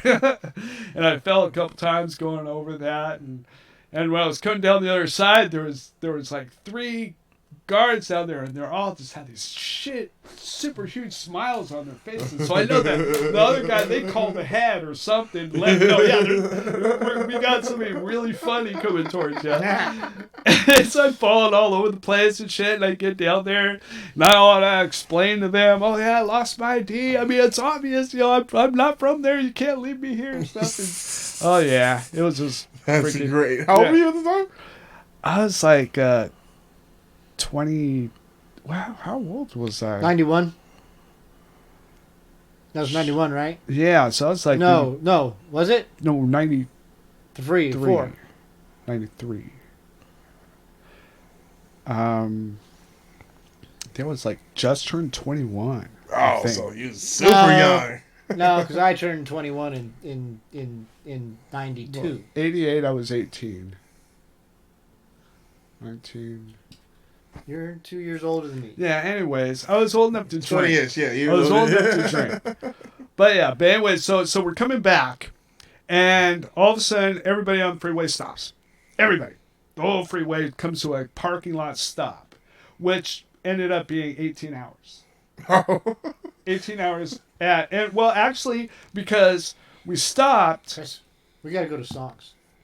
I'm sorry. All right, we will continue this story right after we get back. I'm sorry to interrupt you. We just came to a dead stop on the freeway. Yeah, that's where we last left off. That's where we're at. So. Okay. Sorry. Hey, baby. It's the love.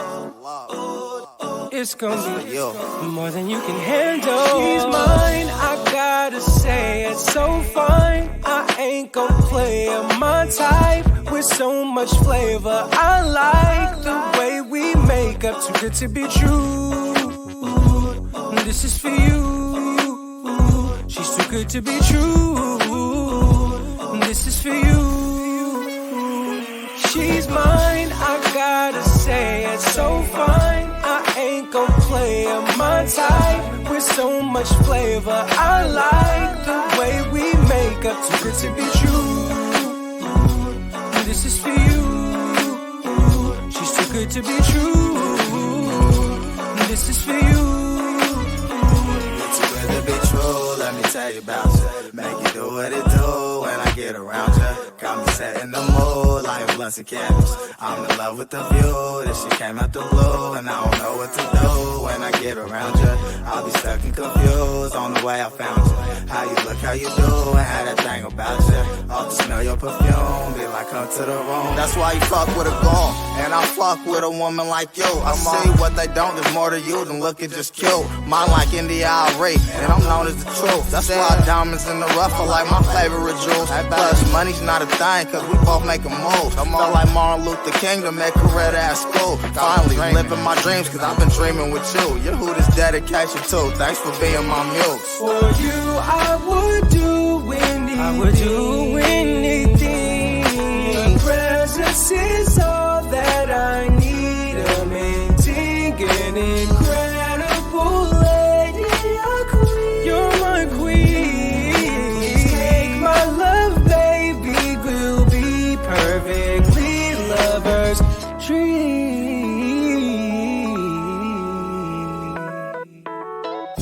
She's mine, say it, so fun, play her, my type, so much flavor, I like. She's mine, I gotta say it, so fine, I ain't gon' play her, my type, with so much flavor, I like the way we make up, too good to be true. This is for you. She's too good to be true. This is for you. She's mine, I gotta say it's so fine. I ain't gon' play my time with so much flavor. I like the way we make up, too good to be true. This is for you. She's too good to be true. This is for you. This is for you.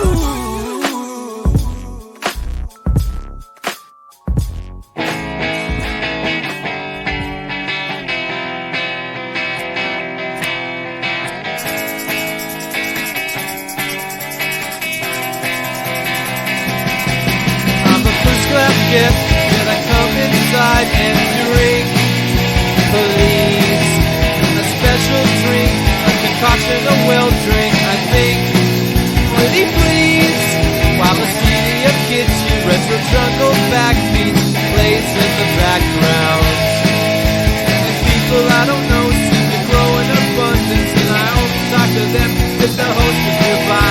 I'm a social nightmare, I'm smiling in vain with a drink, okay. A delicious drink with a special feature, a stir stick. Hooray! A parade of friends and foes, like lovers and rock stars, make the best of scene. And we got one thing in common that will never change. We've been doing the same thing year after year. Did you hear about him? Well, he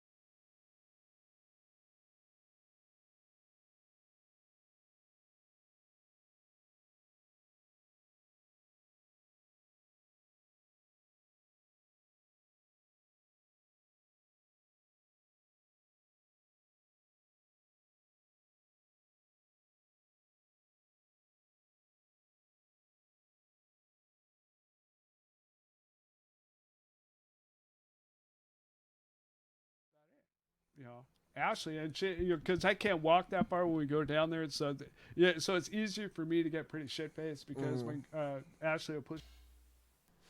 So I mean, I won't know how drunk I am until we get to the bathroom. When I get to a bathroom, hey, you gotta stand up. That's when I start judging. All right, am I good to go for another couple blocks? That's great. Yep, but it's gonna even get better next time because now I've got a powered wheelchair. Oh, for when I'm by myself, so you can just be zipping. Yeah, and it's fast too. It goes like 6.5 miles per hour, which doesn't seem that fast until you see it. That's pretty fast. Yeah, absolutely, it's pretty fast. That's a jog. Let me direct the show here real quick. Let me pause you right there, right. so we can tell the people what they heard, and then you can finish I your. finish my story. Yep. Yes. Yep. You got it. So they just heard, and we just heard, "Erosion" by Faustus, and "Pink Beneath" by Apartment Lights, and "Pop Rock Party House" by The Neighbors, and "This Is For You" by Love and Gangsta. There you go. That's what you heard. Did you say Faustus? Faustus. Yeah, somebody saying that that's why I played it. To play. It was all a right. request. I saw it. You're on it. You're on it. That's out the Faustus. Right. Yeah. Yes. And the Faustites. Is that what their fans are called? Faustians? Faustians. I don't know exactly, but I think I've heard the term Faustian before. Oh. The loyal Faustians out there riding for their brand, baby. That's what it's about. Support local music, man. Always and forever. That's right. Okay, now where was I on my You were story? talking in the car. Yeah. I was in the back of the Ryder truck. Yeah. Stuck in drinking traffic. beer, and we could see out the front through the little sliding door, so we could see the car in front of us to make sure that there was anybody happening or whatever. Yeah. And we got kind of drunk, passed out for maybe 3 hours or so, and there was maybe a half a car length of distance in front of us, and that's when we knew that we were probably dead. We were probably gonna die.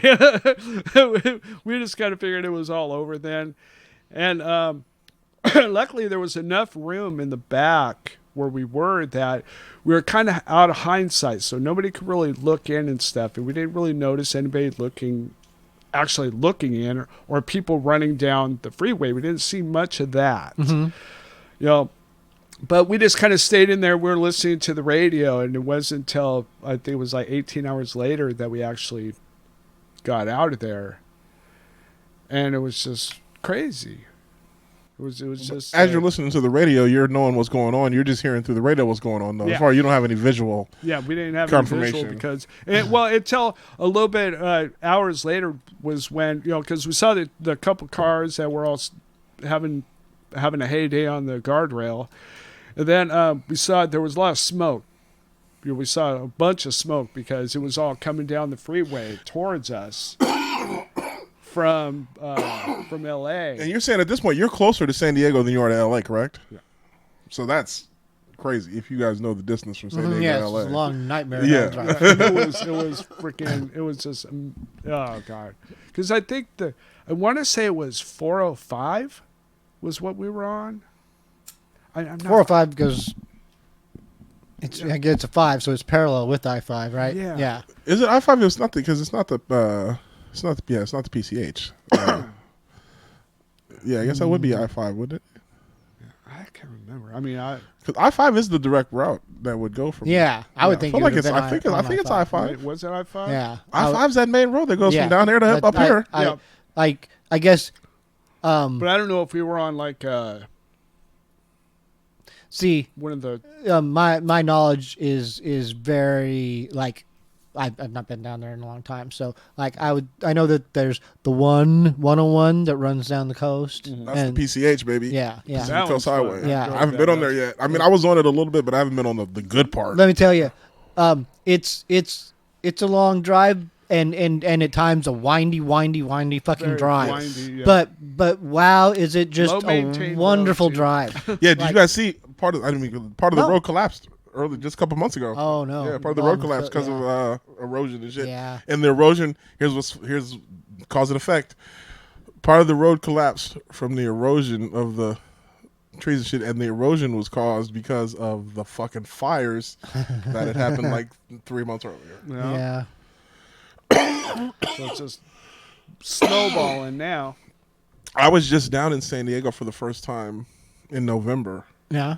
My first time being down there, I fucking loved it. I fucking loved it. Yeah. Like, because I've been to LA a couple times, and I like LA for what it is as far as a work city. Yeah. Every time if I've been to LA, If you want to be entertained, yeah. LA is the place. I mean, if you're down there for, and obviously if you're down there for work, like I was down there, we went down there for a work weekend when I had first gotten to the music industry. We were down there for a work weekend. We had a show down there at the Key Club, and then the rest of the time we were just shopping demos. We were going to the labels, going to the hotspot, just shopping demos. Yep. So that was a fun trip. It was a fun trip. You know what I'm saying? Seeing we did some tourist shit, you know what I'm saying? Something like that. But other than that, I really don't like LA. Yeah. Yeah. I've spent some time there, here and there over the years, band stuff too, going down there, playing shows on tours and stuff. And at times spending up to a week or more in LA, and it starts to just wear on you. Like I was there at times when it's it was like way less pleasant. It's like too. the fakeness of it just takes its toll on you after a while. Yeah. But I said that to say I feel the opposite about San Diego. Yeah. I think San Diego is all of the good stuff about LA and none of the bad shit, because you get all the good stuff. You get all the beautiful beaches, the wonderful weather, and none of the fake pompous people. Like, I mean, obviously they're going to have a little bit of that. Obviously, that's everywhere. Yeah. But it's just different. And San Diego has got It's not the vibe that's being put on. Well, and they got such good food down in San Diego. When they're out of LA, they can let loose a little. They can turn it off. Yeah. Where in LA, you're at work all the time. Exactly. It's like it's a work city. That is. You're I was talking to a friend of mine about that. The number one, you can tell when you're talking to somebody in LA how deep or what part of the industry they work in. If you start a conversation with somebody and the first sentence or two out of their mouth is, "Oh, what do you do?" Yeah, it's usually the first. Yeah. I was like, because the whole rest of the conversation is dependent on that. Because can you do anything for me? Yeah, so that's exactly it. Yeah. Exactly it. Yeah. That is what is this transactional relationship that I'm about to form with you? What can I get out of it? Is there an angle I can work? Yeah. I remember visiting people that I knew who were in LA trying to make it, and we'd go down there like on tour, and they'd be like, "Wow, you guys are so real." You know, I mean, they would just be talking to someone like their guard would be let down, their eyes would well up, because it would just be like, "This is home, and this is not. I don't live at home. This is not home here." I hate it. That's why, and that's one of the reasons that, because you know how many times somebody tell me, "Oh, you should move to LA. You should move to LA. You should move to LA." No, I shouldn't. I have successful friends there. I like my soul how it is. Thank you. I have successful friends there who have said to me and my peers, "Any of you guys can come down here and make it," and I'm like, "Dude, leave me. That's so mean. Stop it." Like, yeah, of course we could. Like, but good God, like, you know, at what price? You know, your soul. Exactly. It's. There's nothing wrong with success. I'm not, and there's nothing wrong with success at that level through that avenue. Absolutely not. Nothing at all. But like, and I'm definitely not shitting on Los Angeles either. Yeah. But it takes a toll, and you want to be an NFL player? It's going to take something. Yeah. It's going to take. Do you got what it takes? Yeah. Do you want to go like? Just give it a year and see if you really do, because you might not, and you might not want to be a star so bad. You just might not. Yeah. No, I had a lot of success in this music industry, and there were opportunities that were presented to me because of the success that I had, where I had an opportunity there was choices. Obviously, you get those choices where you're going to make, if I do this, it's going to take me down a path that I don't really want to go, but I'm probably going to win. I'm probably going to get what I kind of want. But then you make the choice, like, nah, I don't really want it that way. Yeah. You know what I'm saying? And in hindsight, I love. It was obviously the right decision, but there was moments. There was moments in those years since that decision was made where I was like, "Fuck, I should have went the other way. I could really use that money right now."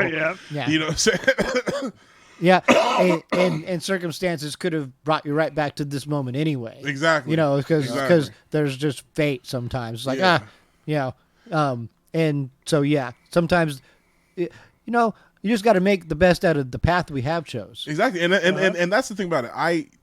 where I am at today, I'm like, oh, I totally made the right decision. I totally made the right decision. I can look back on it now and say I totally made the right decision. I'm gonna be back in San Diego on April 3rd for another like mini vacation. I'll be down there to I really like the city, so I wanted to go back. So again. And I've got the travel bug. I'm just gonna be. My plan is to hit the road once a month and just be gone once a month. So. Yeah, especially after this whole lockdown. I've not been on a trip for a while. I am aching to just do something. You guys got your passports? No. You don't have your passport? He might. Chris, you got your passport? No. Oh, you guys got to get your passports. I'm working on that. I just got my final. I just got a shot. Yeah, I just got my shot too, brother. Yeah. I just got my first shot. I get my second one. I get back from San Diego, but yeah, I just got my first shot too. I got I was happy about that. 7th. I got my second one. I was lucky because when I went down to Punta Cana, I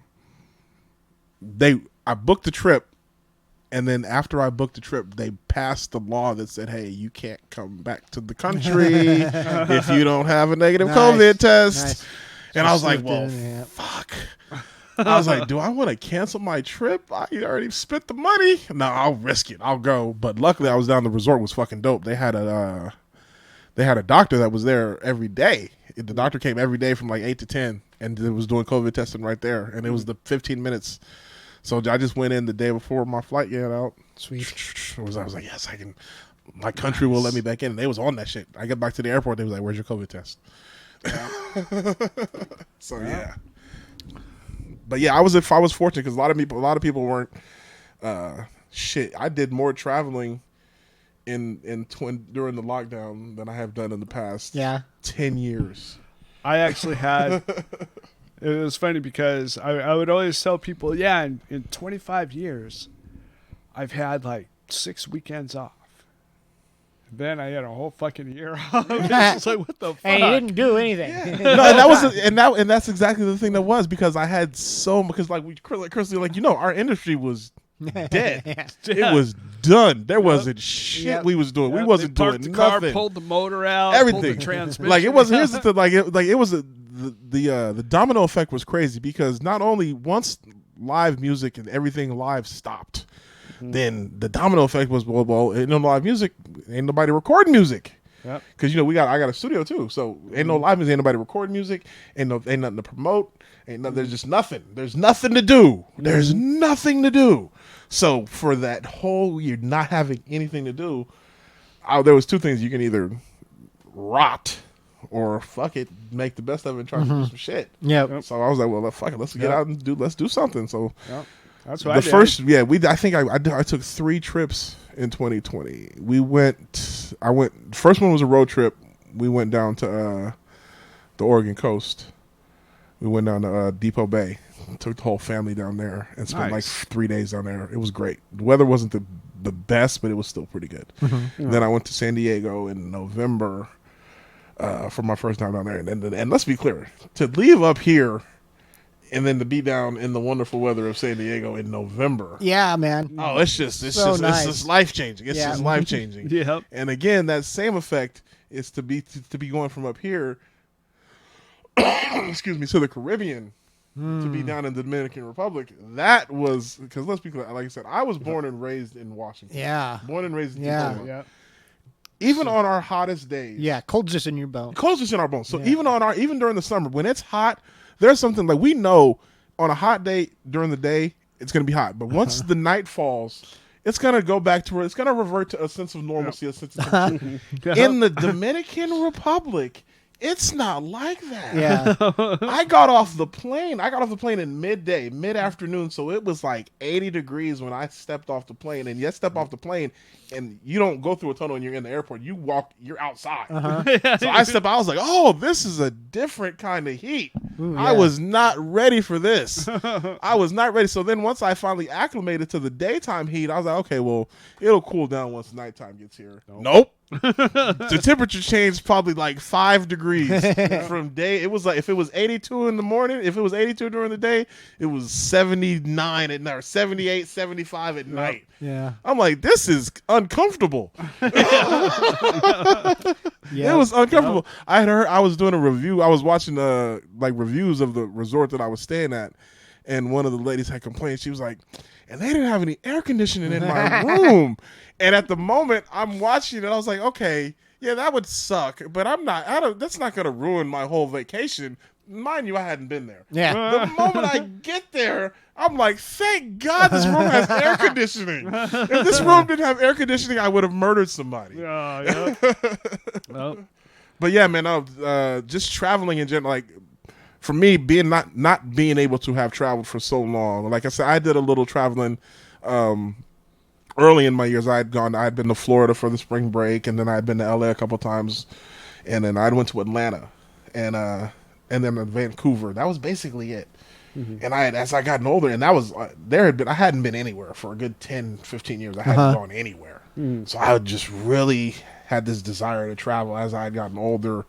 But again, being in the music industry, it's just so much work, and when you're not working, you either A, ain't really got the money to be traveling like that, yep, or B, you're probably trying to recuperate. So it's like, it was tough. So for this year to come along and to be in a position to where I'm have nothing to do for a year, because this is the thing.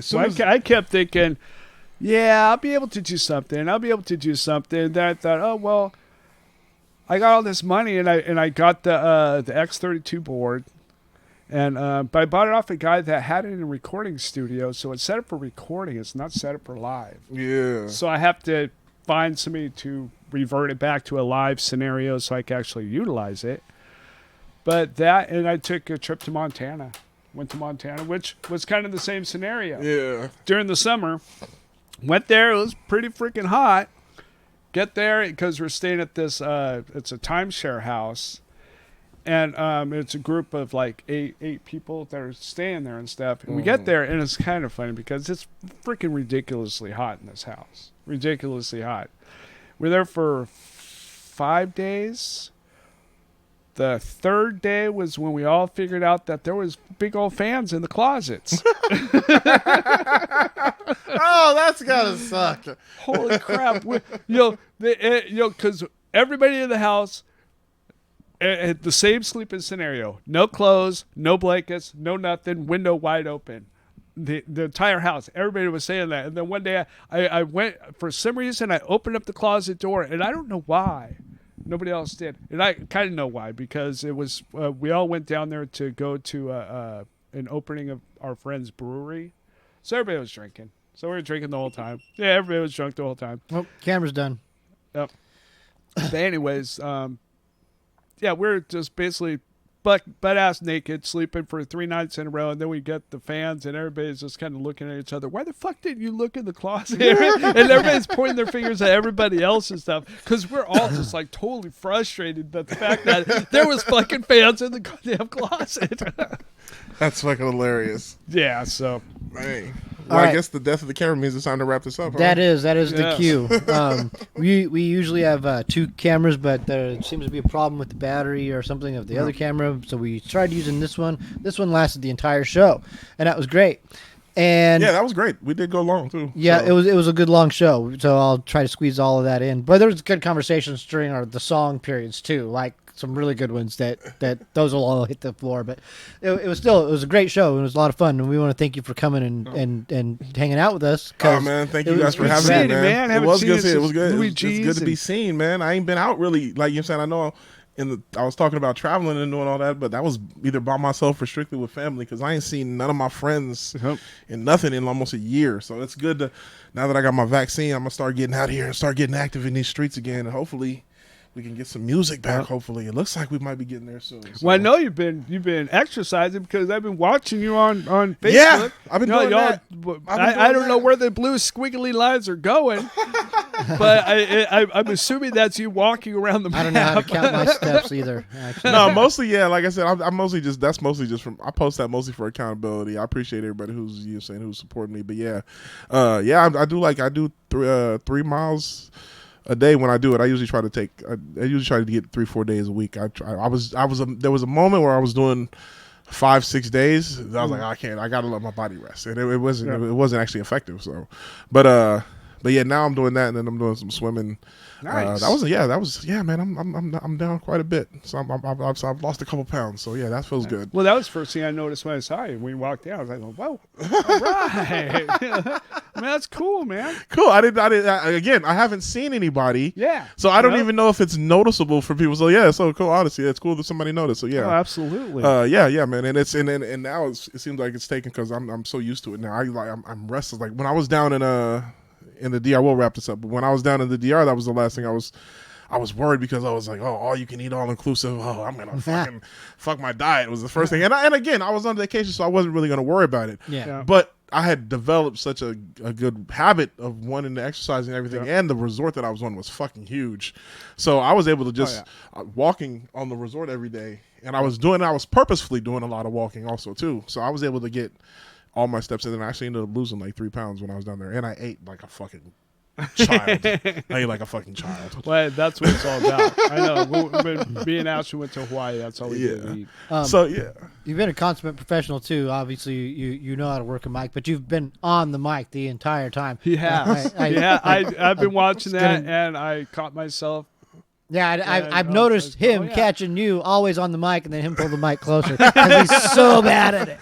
Man, this is my I've done my fair share of podcasts, and I did my stint in radio Chris too. Chris has not spent his life in front of a mic. No, he spent his life behind the mic. Absolutely, right. He's behind the board. I give him stepping out in the shadows. Living. Venturing out on his own. It's been fun for me doing this and stuff. Nah, man, I appreciate you guys having me. Thanks, man. As we close, let me just back again, man. Yeah, whenever you guys let me know, we'll plan it. Yeah, and where can people find you? Yeah, you guys know I'm all over all the social media sites. Mr. Vaughn, just Google Mr. Vaughn, but specifically check out my YouTube channel, man. I'm really trying to plug the YouTube channel. I'm having a lot of fun doing that. It's this, but just by myself. I'm doing a lot of talking. Yep. I do a lot of movie reviews, trailer reactions, and I just added a travel blog section to cover all my travel trips. Sweet. Since I'm going to be doing so much traveling over the next couple months. I'm going to be, like I said, I'm back in San Diego, so I'll be doing some of that. And I booked, the actual dates aren't set yet, but I will be going to Thailand. I will be going to Thailand pretty soon, too. So. That's rad. That is awesome. I got it. The travel bug bit me, man, and I'm in these international streets, so you can catch me out there, baby. Nice. So thanks for having me, you guys. I appreciate it, man. I appreciate it. It was a lot of fun. We appreciate it a lot. Thanks a lot. So everybody, thank you for tuning in, and links in the descriptions down below. Like and subscribe and share the show. And we appreciate all of your support and all the things that have been happening lately. It's been great fun. Thank you, and have a good week. Peace out.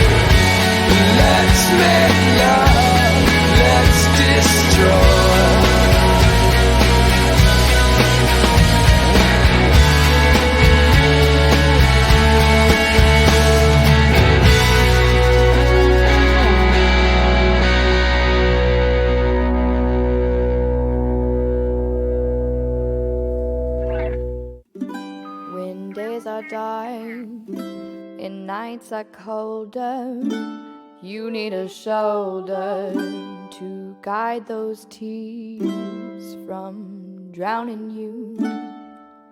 You can always rely on me to be there for you. Through the cold and through the rain, I'll stand beside you. I don't care where you may be, I'll always find you.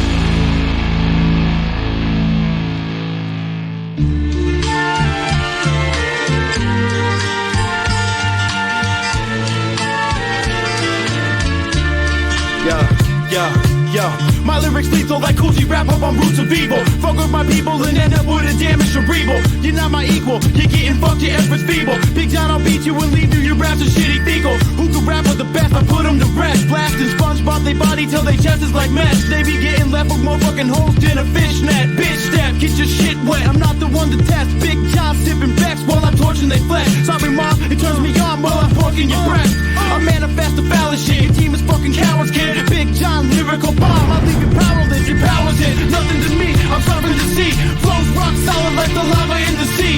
Eternally I burn the beat, your rappers should just learn from me. Big John ripping it down from here to Germany. Battle us, challenge us, down with us, get loud with us. Big John, my daily baby, try to fuck around with us. Battle us, challenge us, get down with us, get loud with us. Big John, my daily baby, try to fuck around with us. Feeling so inspired, won't die till the day I retire. Go for your neck, I desire blood like a vampire. Hit man for hire, leave you dead like Richard Pryor. Hit me up if you want to inquire. Not a price for a life, no kids, I won't get your wife. Just kidnap, leave their fate to someone sicker than mine. Flickers of light, fading quicker than the bit could ignite. Say goodnight, it's business, I strike like bowling and petty lives won't spare. Better be aware and beware, it's an anybody affair. It's obvious, I don't care. Money talks and it's telling me to not make it fair. Deal with my business, lying and cheating. Dodge government tax cause the system can be beaten. Don't let me catch you sleeping. Mike Daly leaving, families weeping, eyes bleeding, the motherfuckers dry heaving. Battle us, challenge us, down with us, get loud with us. Big John, my daily baby, try to fuck around with us. Battle us, challenge us, get down with us, get loud with us. Big John, my daily baby, try to fuck around with us. My CD circulate like VDs to HOEs. John, Mike, Daily, TACs, freshest MCs. You wanna rhyme with me but can't withstand my degrees. Everybody freeze! Stop it please, John about the cock and squeeze. Shitty like colostomy, y'all think that y'all can rock with me? Possibly, but you gotta take a loss from me. Practicing philosophies of debauchery, know you're jocking me. Swoop so fast, clocking me's impossible. Before you think of socking me, I've in your arm at the hospital. Rocking you and picking you apart. Like a vulture on a carcass, make your soul feel it in the heart. Yo, it's a slaughter fest, formaldehyde, waterbed, hold your father's head. Fuck with Big John, yo, you probably find your daughter dead. Hit you with the hollow head, make you faggot swallow lead. Jake fucking abduction, your crew left with concussions. You're frying like you suffering, but you know your faggot's nothing. I'm providing shit, riding shit, tell the crowd throw up they light us quick. Big John, my daily baby, all up in the light and shit. Yeah, that's what the fuck it is. I'm sick, you whack rappers rapping the 253. The 253 is me and my team, and only my team. Fuck y'all, fuck y'all.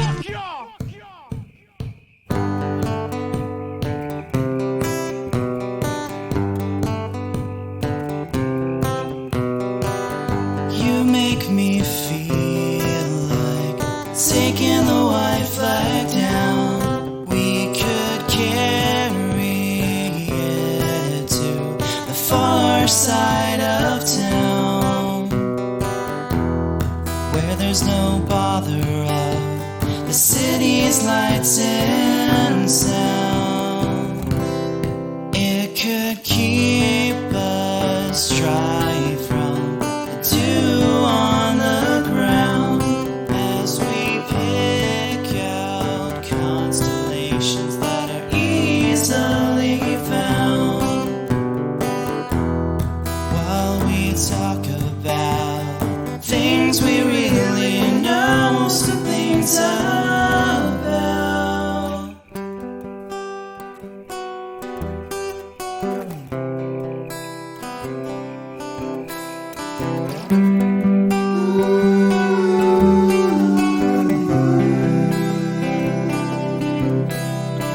Give up, I'm giving up. If you want me to tear down these walls,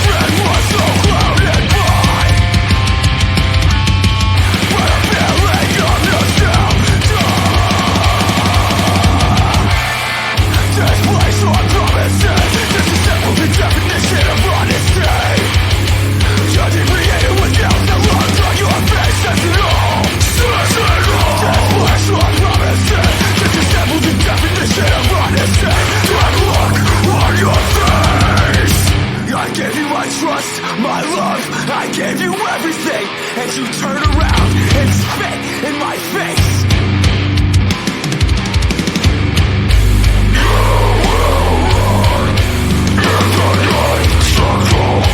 With the rest of your kind,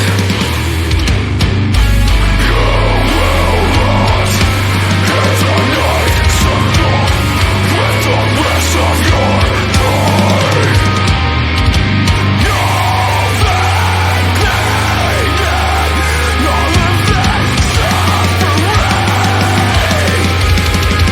was it worth your lives? Was it worth all of your dead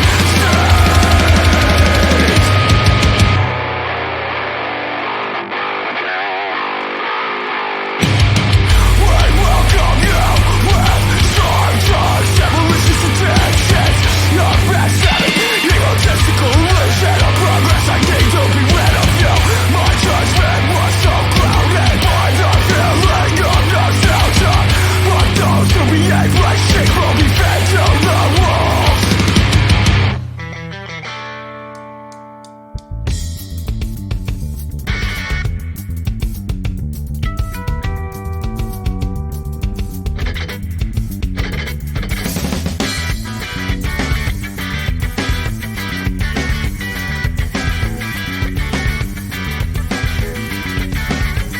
What you want? What's every move she makes? What you done? You might learn from her mistakes. And remember that it's not too hard to mess up your life with things going good. So don't lie there in the dark, praying in the morning you'll be understood 'cause you're not. Maybe you're thinking you're the only one. Well, I know that's not a lot. But when your friends all disappear, you're the only thing you've got. And if it's got you this far, I doubt that they could win. Remember that you're hard to find when the only thing that keeps you alive, the time they let you say goodbye, is nothing.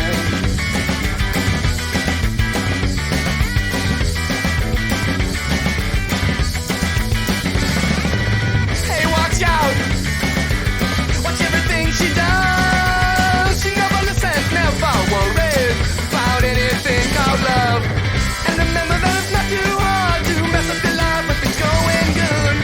So don't lie there in the dark, praying in the morning you'll be understood 'cause you're not.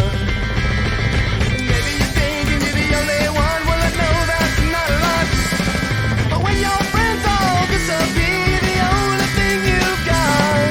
And if it's got you this far, I doubt that they could win. So remember that you're hard to find when the only thing that keeps you alive, time they let you say goodbye, it's nothing.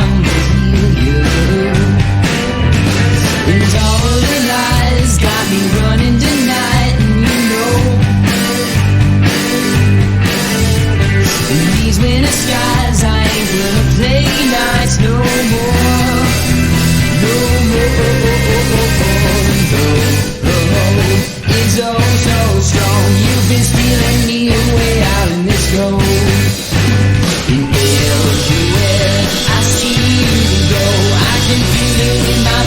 in my bones.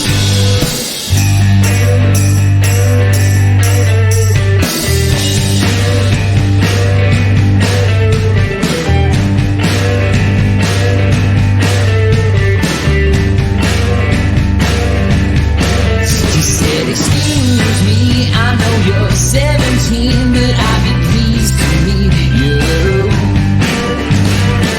I can be all that you ask of me, but girl, I'm bound to leave you. And all of these lies got you running tonight, and I know. In these winter skies, we ain't gonna play nice no more.